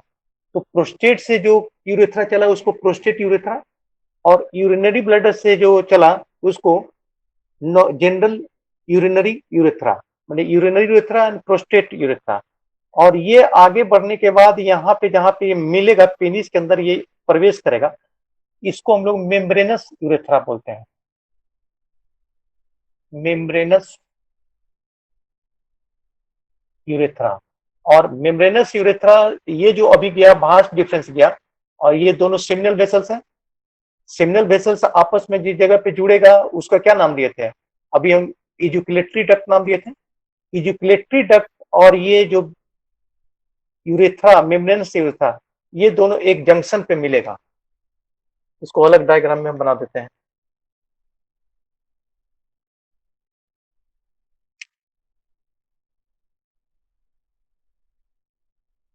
ये यूरिनरी ब्लैडर, इसके नेक से यूरेथ्रा निकला, और इसके नीचे से प्रोस्टेट, इससे भी यूरेथ्रा निकला, ये यूरेथ्रा आपस में ऐसे करके मिला, यूरिनरी ब्लैडर का यूरेथ्रा और प्रोस्टेट का यूरेथ्रा, ठीक है। और ये इस जगह पे निकला, इधर से सेमिनल वेसल्स है, right and left seminal vessels, ये दोनों जिस जगह पे आके मिल गया, ये हमारा इजुकुलेटरी डक्ट है, ये सेमिनल वेसल्स, ये भी सेमिनल वेसल, और जिस जगह पे दोनों का कॉमन डक्ट हो गया उस इजुकुलेटरी डक्ट, और ये यूरेथ्रा इसी से आर्टिकुलेट कर गया। जैसे ही आर्टिकुलेट किया ना, इसका नाम पड़ गया मेम्ब्रेनस यूरेथ्रा। नाम बदलता चल जाएगा, यूरेथ्रा एक ही है लेकिन नाम बदल गया, मेम्ब्रेनस यूरेथ्रा। और भास्ट डिफरेंस जो ऐसे करके ये सेमिनल वेसल की हो रहा था, ये भास्ट डिफरेंस ऐसे पार करता हुआ आएगा, और इसी मेम्ब्रेनस यूरेथ्रा के पास, इजुकुलेटरी डक्ट और मेम्ब्रेनस यूरेथ्रा के पास आके यहाँ पे मिल जाएगा। मतलब कि इस साइड से स्पर्म आएगा, और seminal vessels and prostate gland से सीमेंस आएगा। सीमेंस वो फ्लूइड जो स्पर्म को मुहैया कराता है, नरिशमेंट एंड लिक्विड मीडिया मुहैया कराता है। ये तीनों का जंक्शन, इजुकुलेटरी डक्ट मिलेगा, मेम्ब्रेनस यूरेथ्रा मिलेगा, और भास्ट डिफरेंस मिलेगा, तीनों एक ही जगह पर यहाँ पर कॉमनली मिल जाएगा। और सब मिल गया तब ये फिर जाके पेनिस में, पेनाइल यूरेथ्रा के रूप में जाके पेनिस में यहाँ से ये प्रवेश कर जाएगा। ये इट मीन मेल का यूरिनरी सिस्टम, यूरिन का, और जेनेटिलिया सिस्टम, मतलब कि स्पर्मेटो जो कैरी करने का, दोनों का एक ही कॉमन लाइन है। अब पूछिए क्या पूछना है, फिर आगे हम बात करेंगे।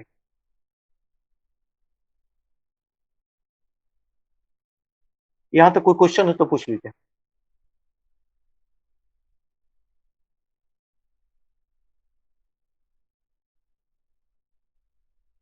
एनीवन?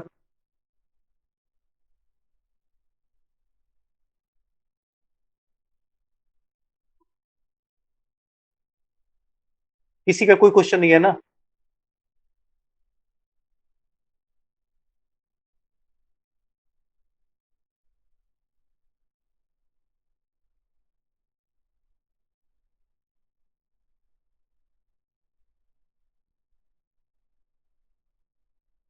तो वेट कीजिए 2 मिनट, फिर आगे इसके आगे ले जाएंगे क्लास।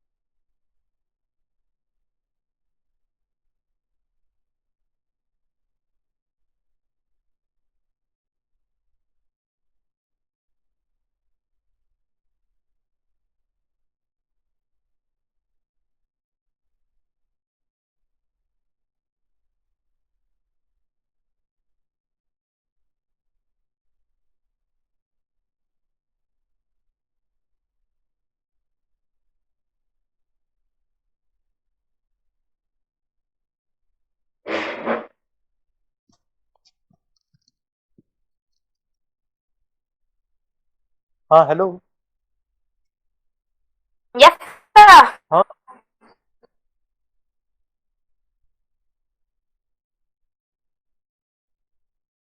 बड़े आगे बढ़े।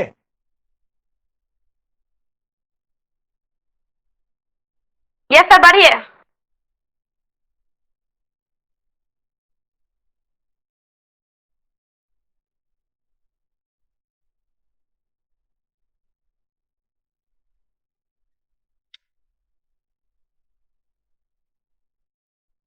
अब थोड़ा सीमेन पर बात करते हैं।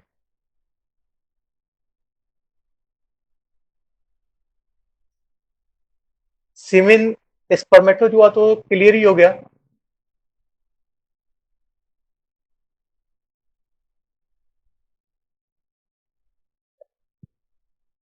ये टेस्टिस में सेमनीफेरस ट्यूब्यूल्स में बनेगा। लिक्विड उसमें जो प्रोवाइड किया जा रहा है ना, वो इसको बोलते हैं सीमेन। सीमेन की बात करते हो, सीमेन में फ्लूइड एंड प्लस स्पर्मेटोजुआ,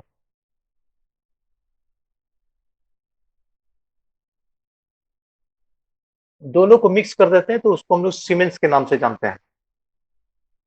ये 3 जगह से बनेगा। पहला सेमिनल वेसिकल्स, दूसरा प्रोस्टेट एंड तीसरा इपीडिडाइमिस। एंड ए स्मॉल अमाउंट में इपीडिडाइमिस जहां भास्ट डिफरेंस जुटता है उससे, उसमें।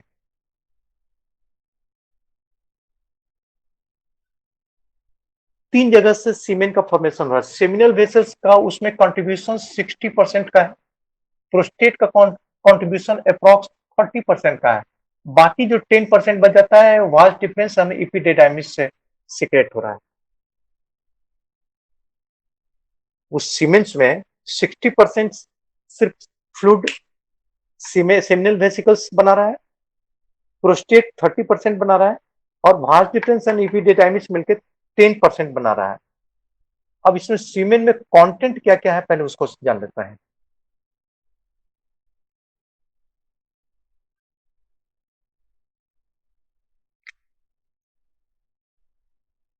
अगर सेमिनल वेसल से सीक्रेट होने वाला जो है, अगर इसकी बात करें तो इसमें न्यूट्रिशियस सब्सटेंस, खासकर acidic ascorbic acid, citric acid, phosphorus,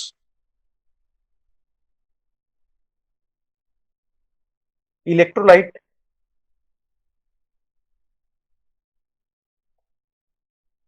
protein and trace amount में ऑर्गेनिक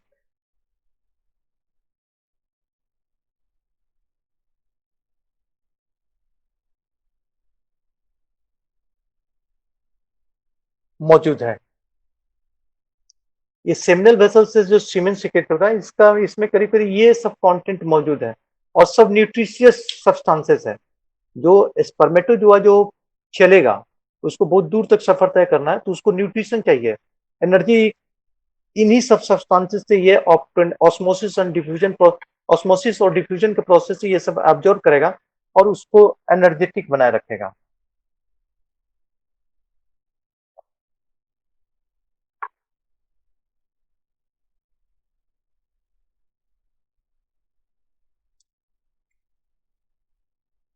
और अगर इसकी बात कर लें, प्रोस्टेट की, इसमें ज्यादातर स्पर्मेटिन, ये सब कंटेंट के अलावा इसमें थोड़ा सा स्पर्मेटिन्स भी मौजूद रहेगा। ये दोनों मिलकर स्पर्मेटोजुआ को न्यूट्रिशन प्रोवाइड कराता है। अगर इसको हटा लेते हैं तो स्पर्म की मोर्टेलिटी रेट कम जाएगी, मानी कि जो उसका जिंदा रहने का जो क्षमता है बॉडी के बाहर, वो बहुत कम जाएगा और फर्टिलाइज नहीं कर पाएगा।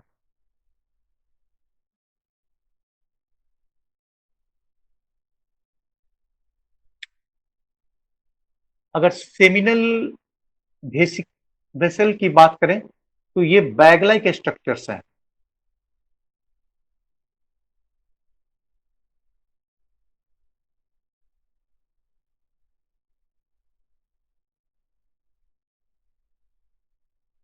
ये बैग लाइक स्ट्रक्चर है और इसमें सीमेंस जो फ्लूइड है ये कंटेंट इसमें जमा रहता है और ऑर्गेज्म के समय अचानक इसमें रिदमिक रिदमिक कॉन्ट्रेक्शन का मतलब कि ये पूरा का पूरा बहुत तेजी से झटका के साथ सिकुड़ेगा, फिर फैलेगा, सिकुड़ेगा और फैलेगा। तो जैसे ही सिकुड़ेगा ना तो ये सब का सब इजैकुलेट करेगा, जितने सेमिनल फ्लूइड है ना सब ये यहाँ से ये बाहर निकल जाएंगे और बाहर निकल जाएंगे तो ये पूरा का पूरा ये सरफेस एरिया खाली हो जाएगा। जैसे ही खाली होगा फिर नया सेमिनल फ्लूइड बनना शुरू हो जाएगा और फिर यहाँ पे डिपॉजिट होना शुरू हो जाएगा।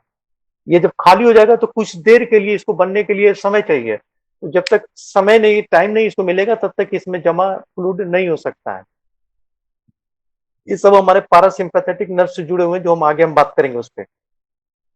ये हमारा सेमिनल वेसल्स है। अगर प्रोस्टेट की बात करें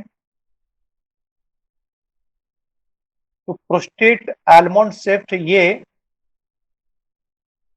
हार्ड फाइब्रस टिश्यू का बना हुआ काफी हार्ड स्ट्रक्चर है और इसके इन साइड में सेमिनल फ्लूइड बन के जमा हो जाते हैं और ये यूरेथ्रा हो गया जिसको हम लोग प्रोस्टेट यूरेथ्रा के नाम से जानते हैं। प्रोस्टेट यूरेथ्रा, ये प्रोस्टेट यूरेथ्रा के थ्रू ये बाहर निकलेगा और ये कॉमन्स जहां पर मेम्ब्रेनस यूरेथ्रा है वहां पे आके ये मिल जाएगा और इसी जगह पर यूरिनरी ब्लैडर वाला भी यूरेथ्रा आके यहाँ पे मिल जाएगा, सब मेम्ब्रेनस यूरेथ्रा में कंबाइंड हो जाएगा। तो इधर से सेमिनल वेसल्स अपना फ्लूइड को सिक्रेट करेगा और इधर से प्रोस्टेट में भी रिदमिक कॉन्ट्रैक्शन होगा और ये भी अपने फ्लूइड को ऑर्गेज्म के दौरान यहाँ से ये बाहर करेगा और उसी समय टेस्टिकुलर में भी कॉन्ट्रैक्शन होगा, ये भास्ट डिफरेंस से स्पर्मेटोजोआ का बाहर करेगा और सब तीनों यहाँ पर मिंजल्स हो जाएंगे। इसका फ्लूइड और भास्ट डिफरेंस से जो स्पर्मेटोजोआ है वो तीनों इस जगह पर मिंजल हो जाएंगे और मिंजल हो जाने के बाद कंबाइंडली रूप से ये बाहर आ जाएंगे।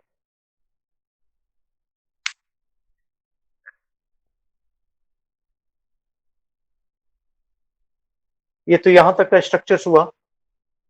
अब दो चीज मेल में और बच जाता है, एक प्यूबर्टी बच जाता है और एक मैकेनिज्म ऑफ इजुकुलेशंस, कैसे इजुकुलेट होता है, ये दो अलग अलग बातें फिर बच जाती है। यहां तक किसी को कोई पूछना है तो फिर हम आगे बढ़ेंगे। सर एक बार इसको फिर से समझा दीजिएगा। क्या ये बोला? हेलो, यस सर, उसी को एक बार समझा दीजिएगा फिर। अच्छा ठीक।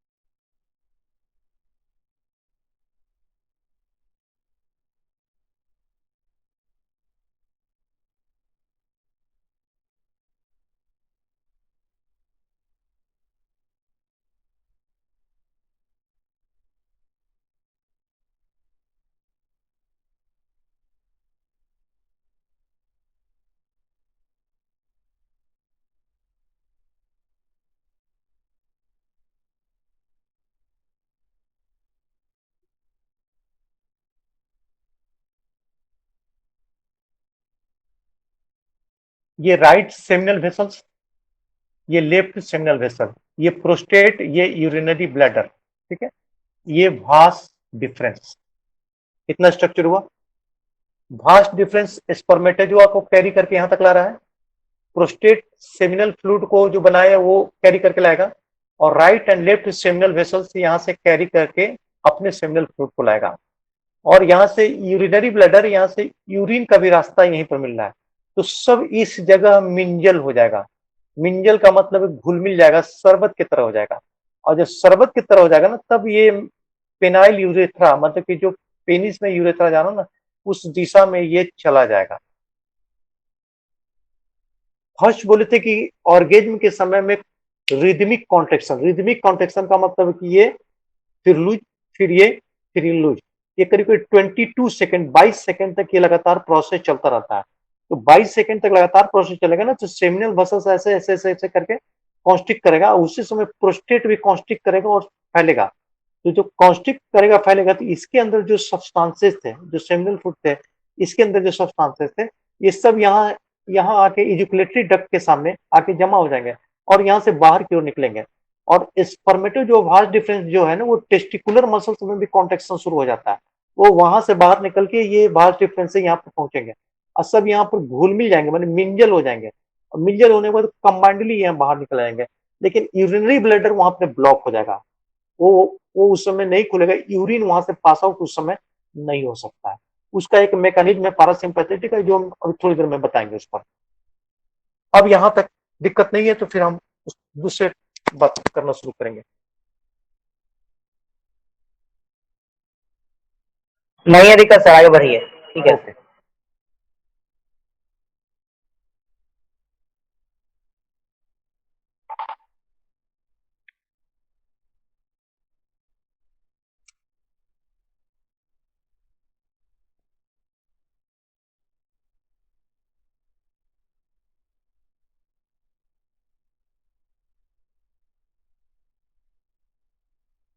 ये वर्टिब्रा है L1, L2, L3, L4, L5। Lumbar vertebra एक से लेकर 5 तक। इसके पीछे sacrum,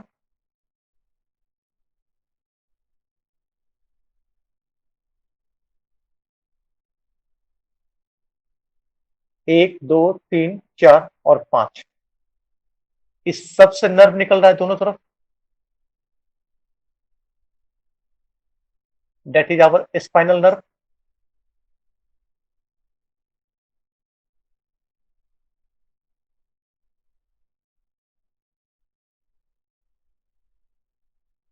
L1 nerve, L2, L3, L4, L5, S1, S2, S3, S4, ये S5। ठीक है। ये इतना दूर का पोर्शन नंबर 1, 2, 3, ये इतना दूर का पोर्शन। फिर L4 से S2 तक इतना दूर का पोर्शन, और S3 से S4 ये इतना दूर। 3 अलग अलग segment, segment 1, segment 2 and segment 3। 3 अलग अलग पार्ट में इन नर्व को हम लोग डिवाइड कर दिए। सेगमेंट में L1, L2, L3, सेगमेंट 2 में L4, L5, S1, S2 ले लिए, और सेगमेंट 3 में S3 एंड S4 नर्व को हमने ले लिया। ये इतना नर्व का ब्रांचेज है। ठीक है। ये जो नर्व है L1, L2, L3, ये anterior side, anterior inguinal area, और ये वाला ग्लूटियल साइड, एंड ये वाला पेरिनियल साइड में प्रवेश किया। L1, L2, L3 anterior inguinal area, L4, L5, S1, S2 gluteal area, and S3, S4 perineum area. 3 different area में ये नर्व प्रवेश किया। ये तीनों एरिया जान रहे हैं। इंग्वाइनल एरिया एकदम आगे में, थाई के एकदम एंटीरियर साइड में, अपर साइड में। ग्लूटियल रीजन पीछे वाला, बटक का जितना रीजन, बटक को हम लोग ग्लूटियल मसल्स बोलते हैं और उसको हम लोग ग्लूटियल रीजन के नाम से जानते हैं। और पेरिनियम एरिया का मतलब है स्पेस बिटवीन बोथ थाई, दोनों थाई आपस में जिस जगह पे मिल रहा है।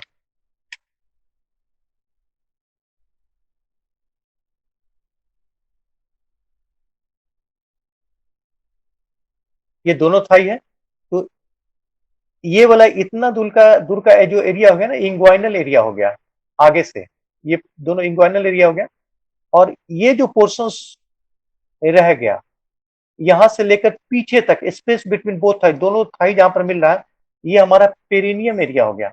ये वाला इंग्वाइनल एरिया हो गया, और बैक साइड में ग्लूटियल एरिया, मैंने बटक का रीजन हो गया, ग्लूटियल एरिया हो गया। 3 अलग अलग जगह पर 3 अलग अलग सेगमेंट का नर्व सप्लाई दे रहा है। अब ऑर्गेज्म का, इजुकुलेशन का, इन्हीं तीनों का आपस में रिलेशन है। अब यही हम बताएंगे। ये नर्व में किसी को कोई दिक्कत है पूछना यहां तक? ये नहीं समझ में आएगा तो उधर नहीं समझ में आएगा।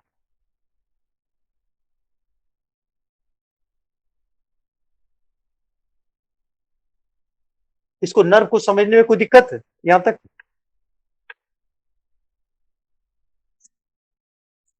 हेलो सर फिर से रिपीट कर दीजिए अरे सर। जैसे नर्व है ना, रिपीट कर दीजिए सर। स्पाइनल कॉर्ड से नर्व निकलता है, पेरिफेरल नर्व, पेरिफेरल तो बताए हैं। तो उसमें हमको इसके ऊपर थोरेसिक नर्व होगा, तो उसके ऊपर सर्वाइकल नर्व होगा, उससे हमको लेना देना नहीं है अभी।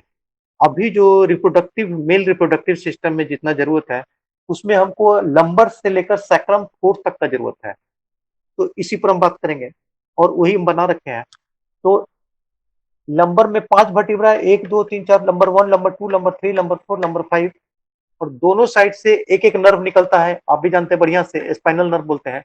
तो L1 nerve, L2 nerve, L3 nerve, L4, L5। वैसे ही सैक्रम का 5 सेगमेंट है, sacrum 1 nerve, sacrum 2, sacral 3, sacral 4, sacral 5। ठीक है, ये इतना नर्व की हमें रिप्रोडक्टिव फेज में जरूरत है। उसी को 3 अलग अलग सेगमेंट में डिवाइड कर दिया गया। सेगमेंट माने कि एक का अलग काम है, एक का अलग काम है, और तीसरा का अलग काम है। तो ये अलग ग्रुप में रखा गया, ये अलग ग्रुप में रखा गया, और ये अलग ग्रुप में रखा गया। तो सेगमेंट 1 में L1, L2, L3 नर्व को रखा गया। इन ये तीनों मिलकर एक कॉमन काम कर रहे हैं। और कहाँ काम कर रहे हैं? तो इंग्वाइनल एरिया।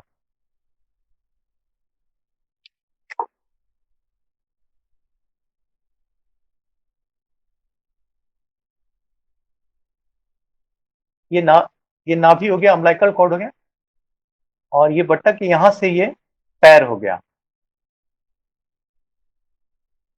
ठीक है, ये पूरे पोर्शंस को ग्लूटियल रीजन, बटक को हम लोग ग्लूटियल रीजन बोलते हैं।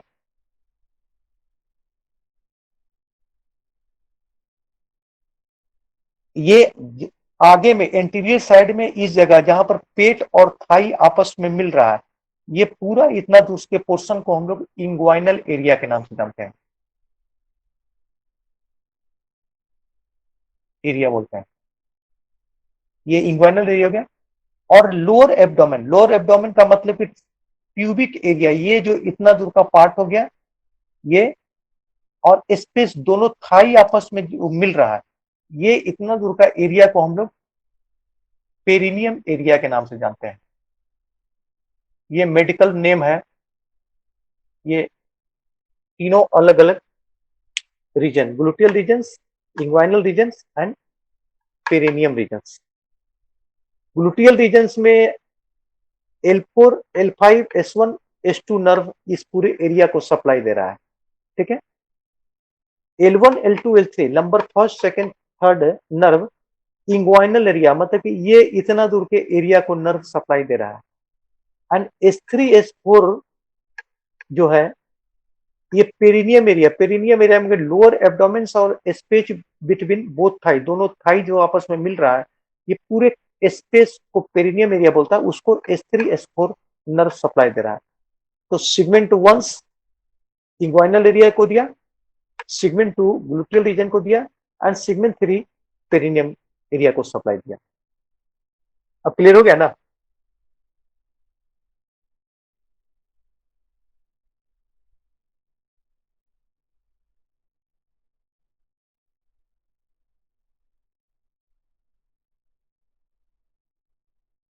फिर से वापस डायग्राम पे हमको जाना होगा।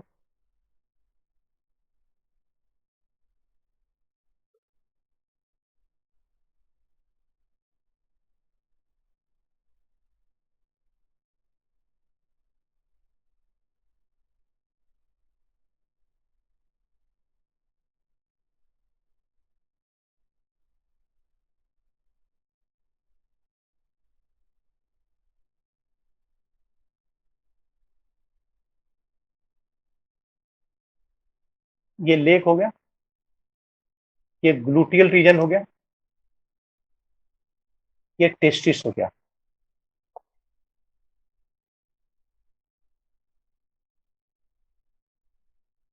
ये पेनिस हो गया,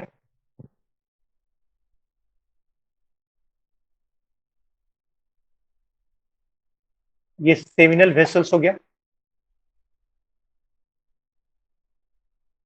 ये प्रोस्टेट हो गया, ये यूरिनरी ब्लैडर हो गया,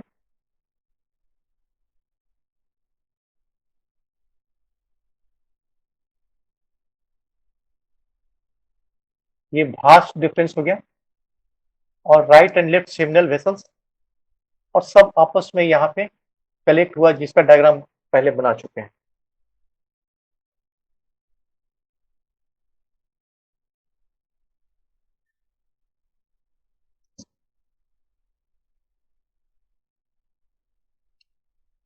सर मोबाइल थोड़ा सा राइट कर दीजिएगा सर, दिख नहीं रहा है।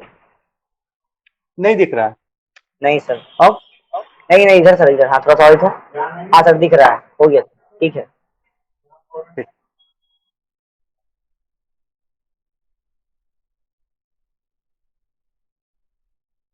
इस स्ट्रक्चर को हम थोड़ा नीचे फिर से बना रहे हैं, नीचे दिख रहा है ना?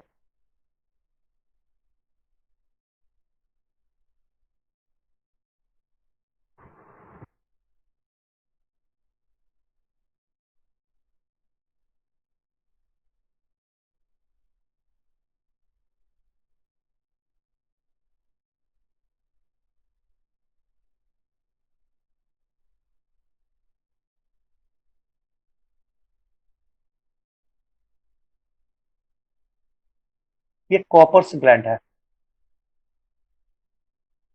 अभी तक इसका कोई काम नहीं है, चर्चा हमने किया, अब इस पर बात करते हैं। इस स्ट्रक्चर को हम अलग करके नीचे यहां दिखा रहे हैं। सबसे पहले इरेक्शन के प्रोसेस को समझना है, आखिर इरेक्ट कैसे हो रहा है, इस पर हम लोग बात कर लेते हैं।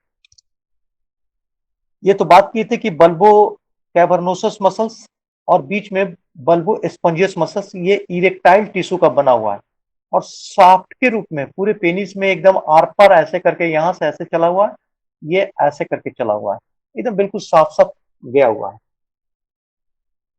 इस साइड से blood vessels, perineal blood vessels, इसको पूरा का पूरा एरिया को सप्लाई दिया हुआ है। सबसे पहले ये वर्क करता है पारासिम्पैथेटिक नर्व। पारासिम्पैथेटिक नर्व जैसे ही साइकोलॉजिकली अगर उस पर ध्यान जाती है, तो पारासिम्पैथेटिक नर्व स्टिमुलेट हो जाता है, और पारासिम्पैथेटिक नर्व ऑटोनोमस नर्वस सिस्टम है। ऑटोनोमस नर्वस सिस्टम है ना, ये ब्लड वेसल्स को ऐसे करके डायलेट कर देता है। तो जैसे ही ब्लड वेसल को डायलेट करेगा, तो बहुत तेजी से ब्लड अंदर की ओर इस तीनों मसल, बल्बो कैवर्नोसस, बल्बो स्पंजियस के बीच जो खाली जगह है, उसमें ये भरना शुरू हो जाता है। और जैसे जैसे भरेगा, तो मतलब कि ये पानी है, पानी को बैलून में जैसे भरेंगे तो क्या होगा अंजाम। तो जैसे जैसे इसमें ब्लड भरता जाएगा, वैसे वैसे ये धीरे धीरे धीरे धीरे करके अपने लेंथ को चेंज करना शुरू करेगा।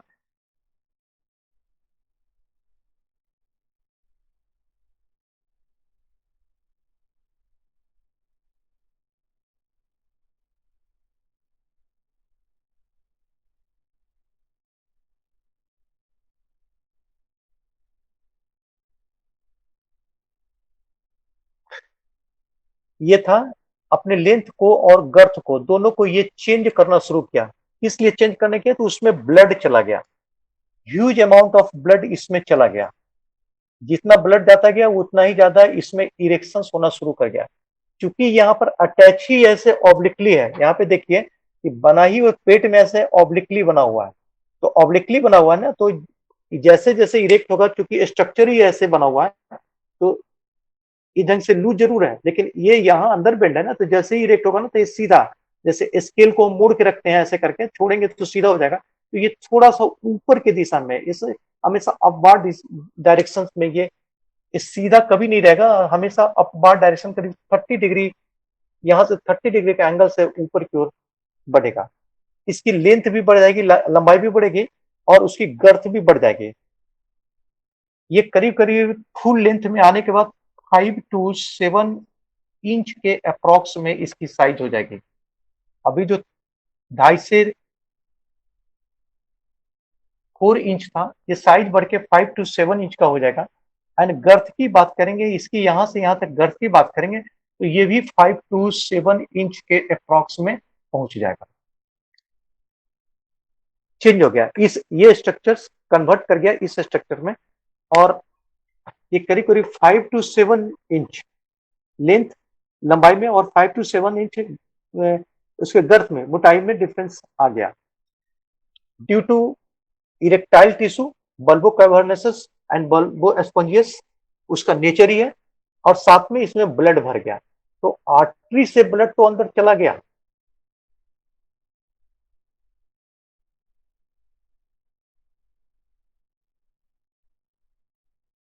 इसके अंदर आर्टरी से ब्लड तो चला गया, लेकिन इसको लौटना नहीं है।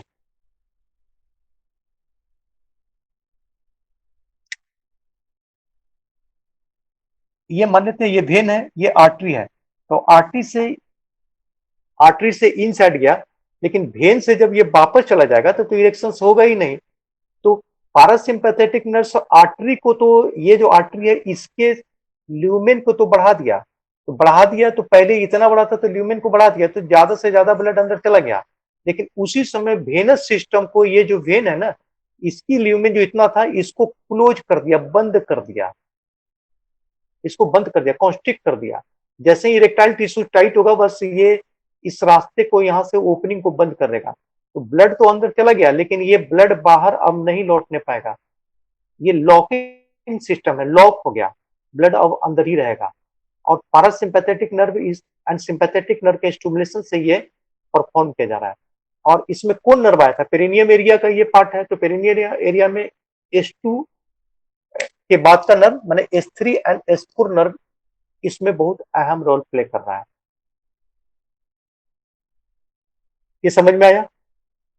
अब जैसे जैसे इसकी साइज बढ़ेगी, जैसे गर्थ है, ये इसका गर्थ है, तो जैसे जैसे इसकी गर्थ ऐसे करके बढ़ती जाएगी, तो ठीक इसके ऊपर प्रोस्टेट था, तो प्रोस्टेट हार्डन स्ट्रक्चर था, अभी हम बात किए थे। तो जैसे जैसे इसकी जो गर्थ है जैसे जैसे बढ़ती जाएगा, तो इसके ऊपर प्रोस्टेट है, प्रोस्टेट को ऊपर की ओर धक्का देता चल जाएगा, प्रोस्टेट ऊपर की ओर बढ़ेगा, और प्रोस्टेट ऊपर बढ़ेगा ना, तो यूरिनरी ब्लैडर्स जो है, तो यूरिनरी ब्लैडर को कंप्रेस करेगा, और जैसे ये ब्लॉक हो गया वेनस, वैसे ही इसका यूरिनरी ब्लैडर का जो यूरेथ्रल ओपनिंग है, जो इंटरनल यूरेथ्रल ओपनिंग है, ये प्रोस्टेट ग्लैंड उसको कंप्रेस कर देगा, बांध के छोड़ देगा, वहां पे उसको बांध देगा, और बांधने के बाद यहां से यूरिन का आना बंद हो जाएगा। यानी इसकी गर्थ बढ़ेगी तो प्रोस्टेट को ऊपर की ओर देखेगा, प्रोस्टेट के ऊपर में हमारा यूरिनरी ब्लैडर है, वो उसके वजह से and sympathetic and parasympathetic action से जो यूरिनरी ब्लैडर का यूरेथ्रा है, स्फिंक्टर, वो ऐसे करके कॉन्स्ट्रिक्ट हो जाएगा। अब यहां से यूरिन आना, पास आउट होना असंभव है, नहीं आ सकता, बंद हो जाएगा। लेकिन ये जो यूरेथ्रा है, इसमें यूरिन का कण पहले ही से जो यूरिन पास किया था, इसमें यूरिया, यूरिक एसिड वगैरह यहाँ पे स्मॉल अमाउंट में जमा रहता है, और जैसे ही स्पर्म पास आउट होगा ना, बस वो स्पर्म उससे खत्म हो जाएगा, ये एसिड उसको गला देगा, मतलब कि फर्टिलाइजेशन लाइक स्पर्म नहीं रहेगा। अब यहीं पर बल्बो पेनिस और मेम्ब्रेनस यूरेथ्रा के पास एक ग्लैंड है जिसका नाम है कॉपर्स ग्लैंड। कॉपर्स ग्लैंड ये एल्कलाइन फ्लूइड का जैसे ही इरेक्शन होता है ना, तो गॉड गिफ्टेड है कि ये स्टिमुलेट हो जाता है, और स्टिमुलेट होने के बाद ये एल्कलाइन फ्लूइड का सिक्रेशन करता है, और पूरे यूरेथ्रा में ये ऐसे ऐसे ऐसे करके ये पास आउट होगा, भरता हुआ चला जाएगा, ये पूरे यूरेथ्रा में चला जाएगा, और यूरेथ्रा में जैसे जैसे पार करेगा, और ये बाहर भी एक या दो ड्रॉप बाहर भी आ जाएगा, और बाहर आएगा ना, तो ये इसके ऊपर तो प्रीप्यूस है, स्किन का कवरिंग मेम्ब्रेन है, तो ये चारों तरफ ऐसे करके ये फैल जाएगा। तो जहां जहां से जिस इस रास्ते से पास किया, उसके एसिडिक प्रॉपर्टी को न्यूट्रल करता हुआ चला गया। कॉपर्स ग्लैंड से जो एल्कलाइन फ्लूइड का सिक्रेशन हुआ, ये पूरे यूरेथ्रा, पेनाइल यूरेथ्रा को ये न्यूट्रल कर दिया। अब यहाँ पे पानी जैसा स्थिति, जो पानी का न्यूट्रल स्टेज है, वो स्टेज में आ गया। इसमें कोई भी चीज पास करेगा तो उसमें लिथल, जान जाने की खतरा नहीं है। साथ में एक दो ड्रॉप बाहर आ गया, तो बाहर आने के बाद में ये जो सरफेस, ग्लांस ऑफ पेनिस का जो सरफेस एरिया है ना, इसको भी ये न्यूट्रल कर दिया, क्योंकि यूरिन पास करते समय वो कुछ कण इसमें भी चिपक जाता है और अंदर में भी चला जाता है, तो ये सब भी एसिडिक प्रॉपर्टी रखता है। तो एक दो ड्रॉप जो बाहर है ना, चारों तरफ ये फैल जाता है, और फैल जाने के बाद ग्लांस ऑफ पेनिस को भी न्यूट्रल कर देता है। और जितना तेजी से ये बनता है 1-2 ड्रॉप, उतना ही तेजी से ये खत्म भी हो जाता है, अपने ही आप खत्म हो जाता है, पता भी नहीं चलता। और ये न्यूट्रल करके या इसका बनना बंद हो जाता है, ये साफ हो जाता है फिर।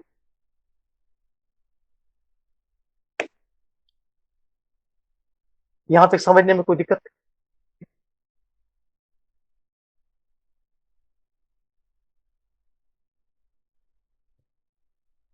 नहीं समझ रहे तो पूछ सकते हैं।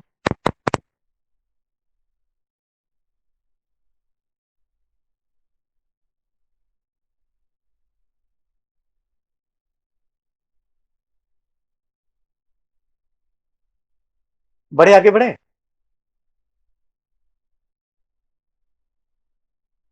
सर कॉपर्स ग्लैंड का कोई और भी काम है? किसका? कॉपर्स ग्लैंड का सर हाँ, क्या? कोई और भी काम है सर उसका? नहीं नहीं नहीं, इसका काम है न्यूट्रल कर देना। इसका मेन काम ओके है सर, इस पूरे ओके पूरे एरिया को न्यूट्रल कर देना, एसिडिक ओके प्रॉपर्टी सर। को खत्म कर देना।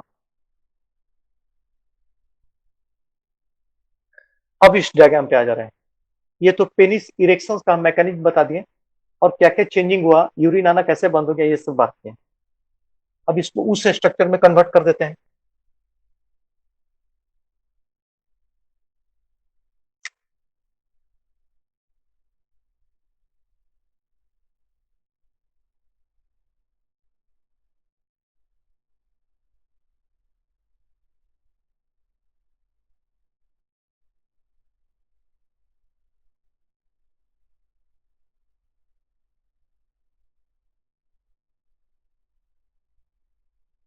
अब इस डायग्राम को हम यहाँ पे स्टेबल कर दिया है।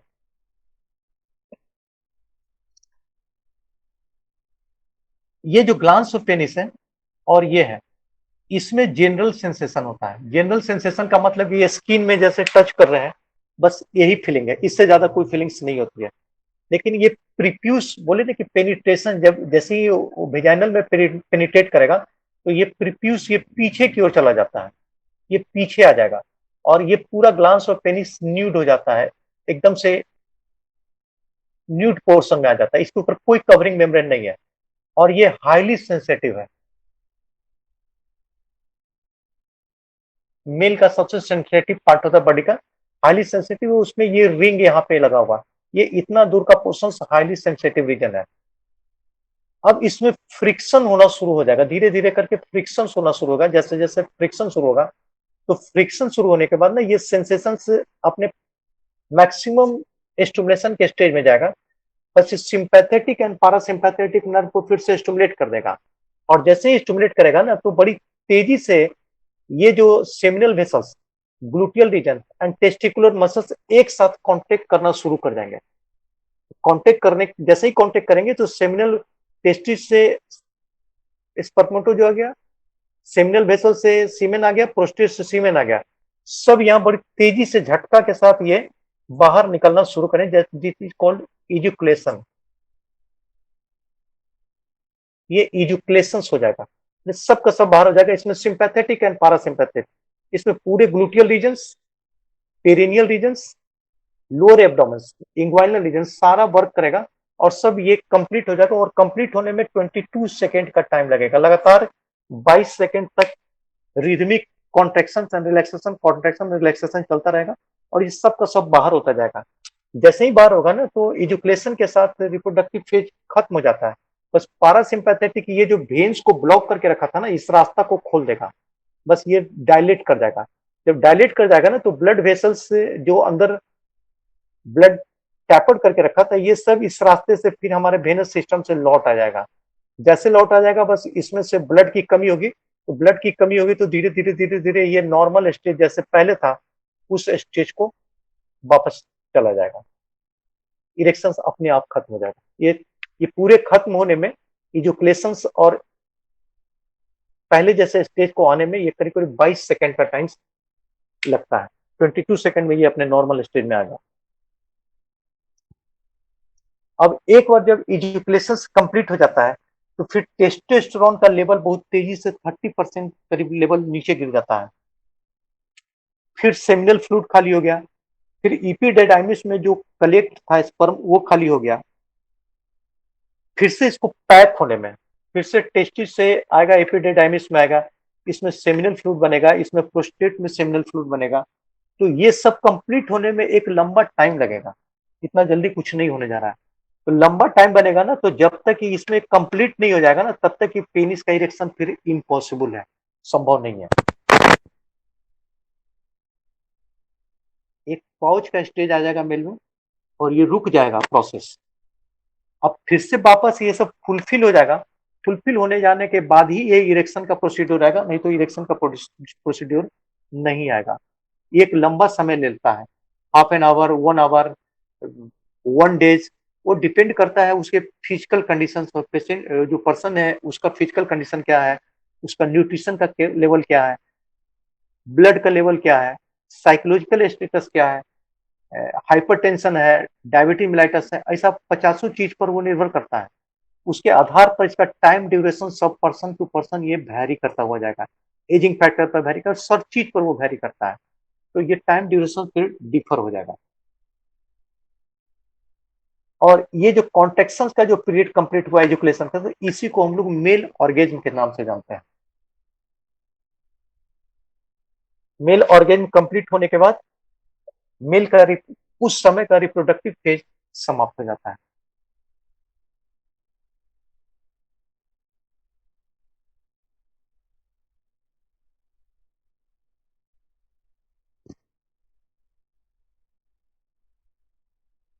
यहाँ तो समझ लिए, तो अब एक लास्ट चीज बच जाता है मेल रिप्रोडक्टिव में, puberty of male.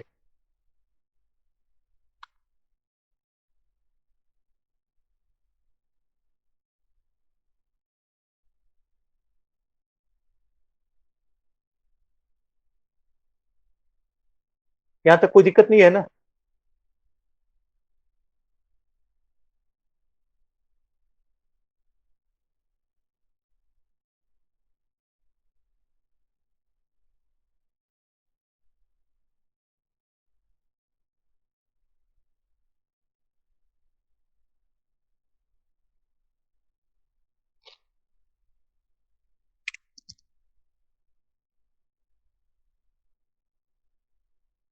Puberty of male,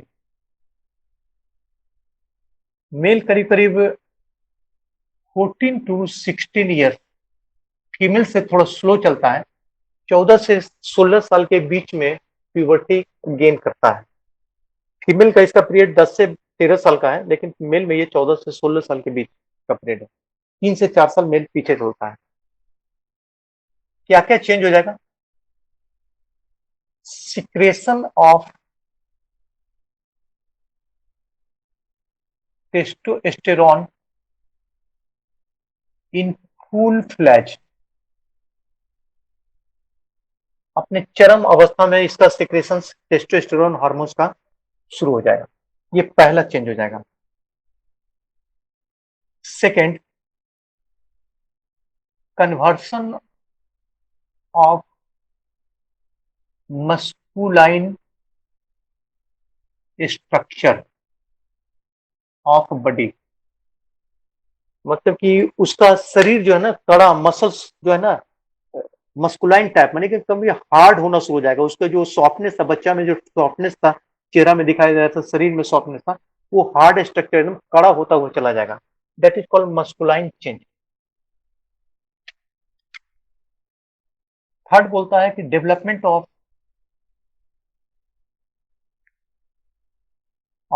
bone and muscles, muscles और बोन्स का बहुत तेजी से फॉर्मेशन शुरू हो जाएगा। बोन का तो सीजेशन जैसे ही लंबाई बढ़ेगा उसको सीज कर जाएगा, 19 साल होते होते सीज कर जाएगा। ये पढ़ा चुके हैं, इस पर बात नहीं करेंगे। उसके बाद हॉर्सनेस ऑफ वॉइस, आवाज में भारीपन आ जाएगा। उसके बाद laryngeal enlargement, vocal cord laryngeal enlarge हो जाएगा, वोकल कोड हार्ड हो जाएगा और आवाज उसका भारी होना शुरू हो जाएगा। Hoarseness of voice. उसके बाद साइकोलॉजिकल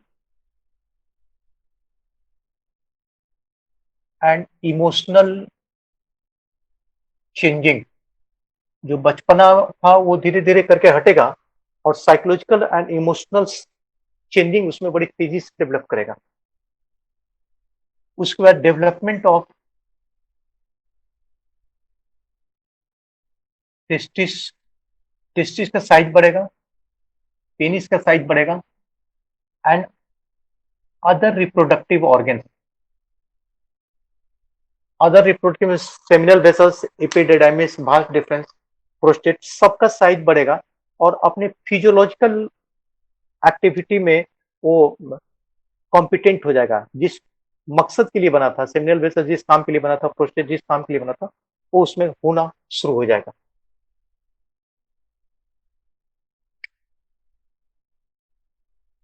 उसके डेवलपमेंट ऑफ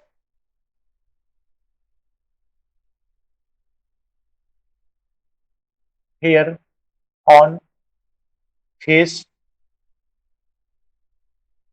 एक्जिला,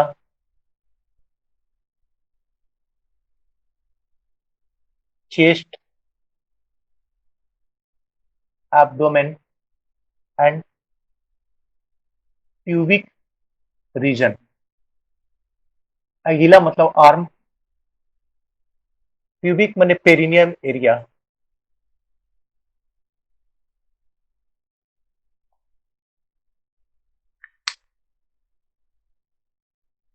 हेयर, दाढ़ी मूछ आना शुरू हो जाएगा फेस पे। उसमें axillary, chest, abdominal hair and pubic region, ये सब जगह हेयर आना शुरू हो जाएगा। और सबसे लास्ट में सबसे जरूरी, formation and ejaculation of sperm, बनना शुरू हो जाएगा और इजुकुलेशन का प्रोसेस शुरू हो जाएगा। ये इतना चेंजिंग मिल प्यूबर्टी में देखने को मिलता है।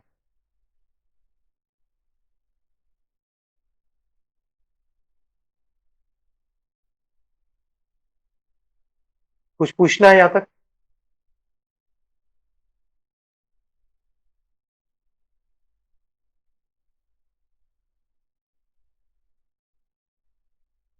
नो सर, कुछ नहीं पूछना है सर।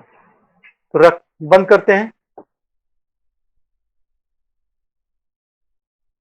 फिर नेक्स्ट क्लास होगा तो एक दिन एनाटॉमी लेंगे और एक दिन हॉस्पिटल प्रैक्टिस लेंगे और एक दिन हमारा मेडिसिन से एक दो टॉपिक्स बचा हुआ है। फिर मेडिसिन हो जाएगा तो फिर वो हेलो वाला सर। क्लास या तो हॉस्पिटल को प्रैक्टिस को दे देंगे या फिर एनाटॉमी को दे देंगे। सर हाँ सर, हॉस्पिटल प्रैक्टिस में स्कल्टेशन ऑफ एब्डोमेन थोड़ा लिखा दीजिए आज फिर से। कल छूट गया था, नेटे खत्म हो गया। स्कल्टेशन ऑफ एब्डोमेन। वो तो कल लिखा है ना सर मेरा नेट खत्म हो गया, लास्ट में थोड़ा छूट गया है, एक लाइन दो लाइन। वो तो अच्छा तो किसी से भेज ले देंगे, लीजिएगा। हम भेज देंगे, हम भेज देंगे वो तो मेरे तुमको, पास ठीक है। है भी नहीं अभी। ग्रुप में छोड़ दो, कल लिखे हैं तो कोई नहीं भेजा है ग्रुप में। अच्छा अच्छा भेज देगा कोई, नहीं तो मेरे पास तो अभी है नहीं। फिर नेक्स्ट क्लास लेंगे तो उस दिन बोलिएगा तो हम पहले से हमको याद दिला दीजिएगा। हम भेज ठीक है देंगे, सर, सुनो, ठीक है, हम भेज देंगे। ठीक ठीक ठीक।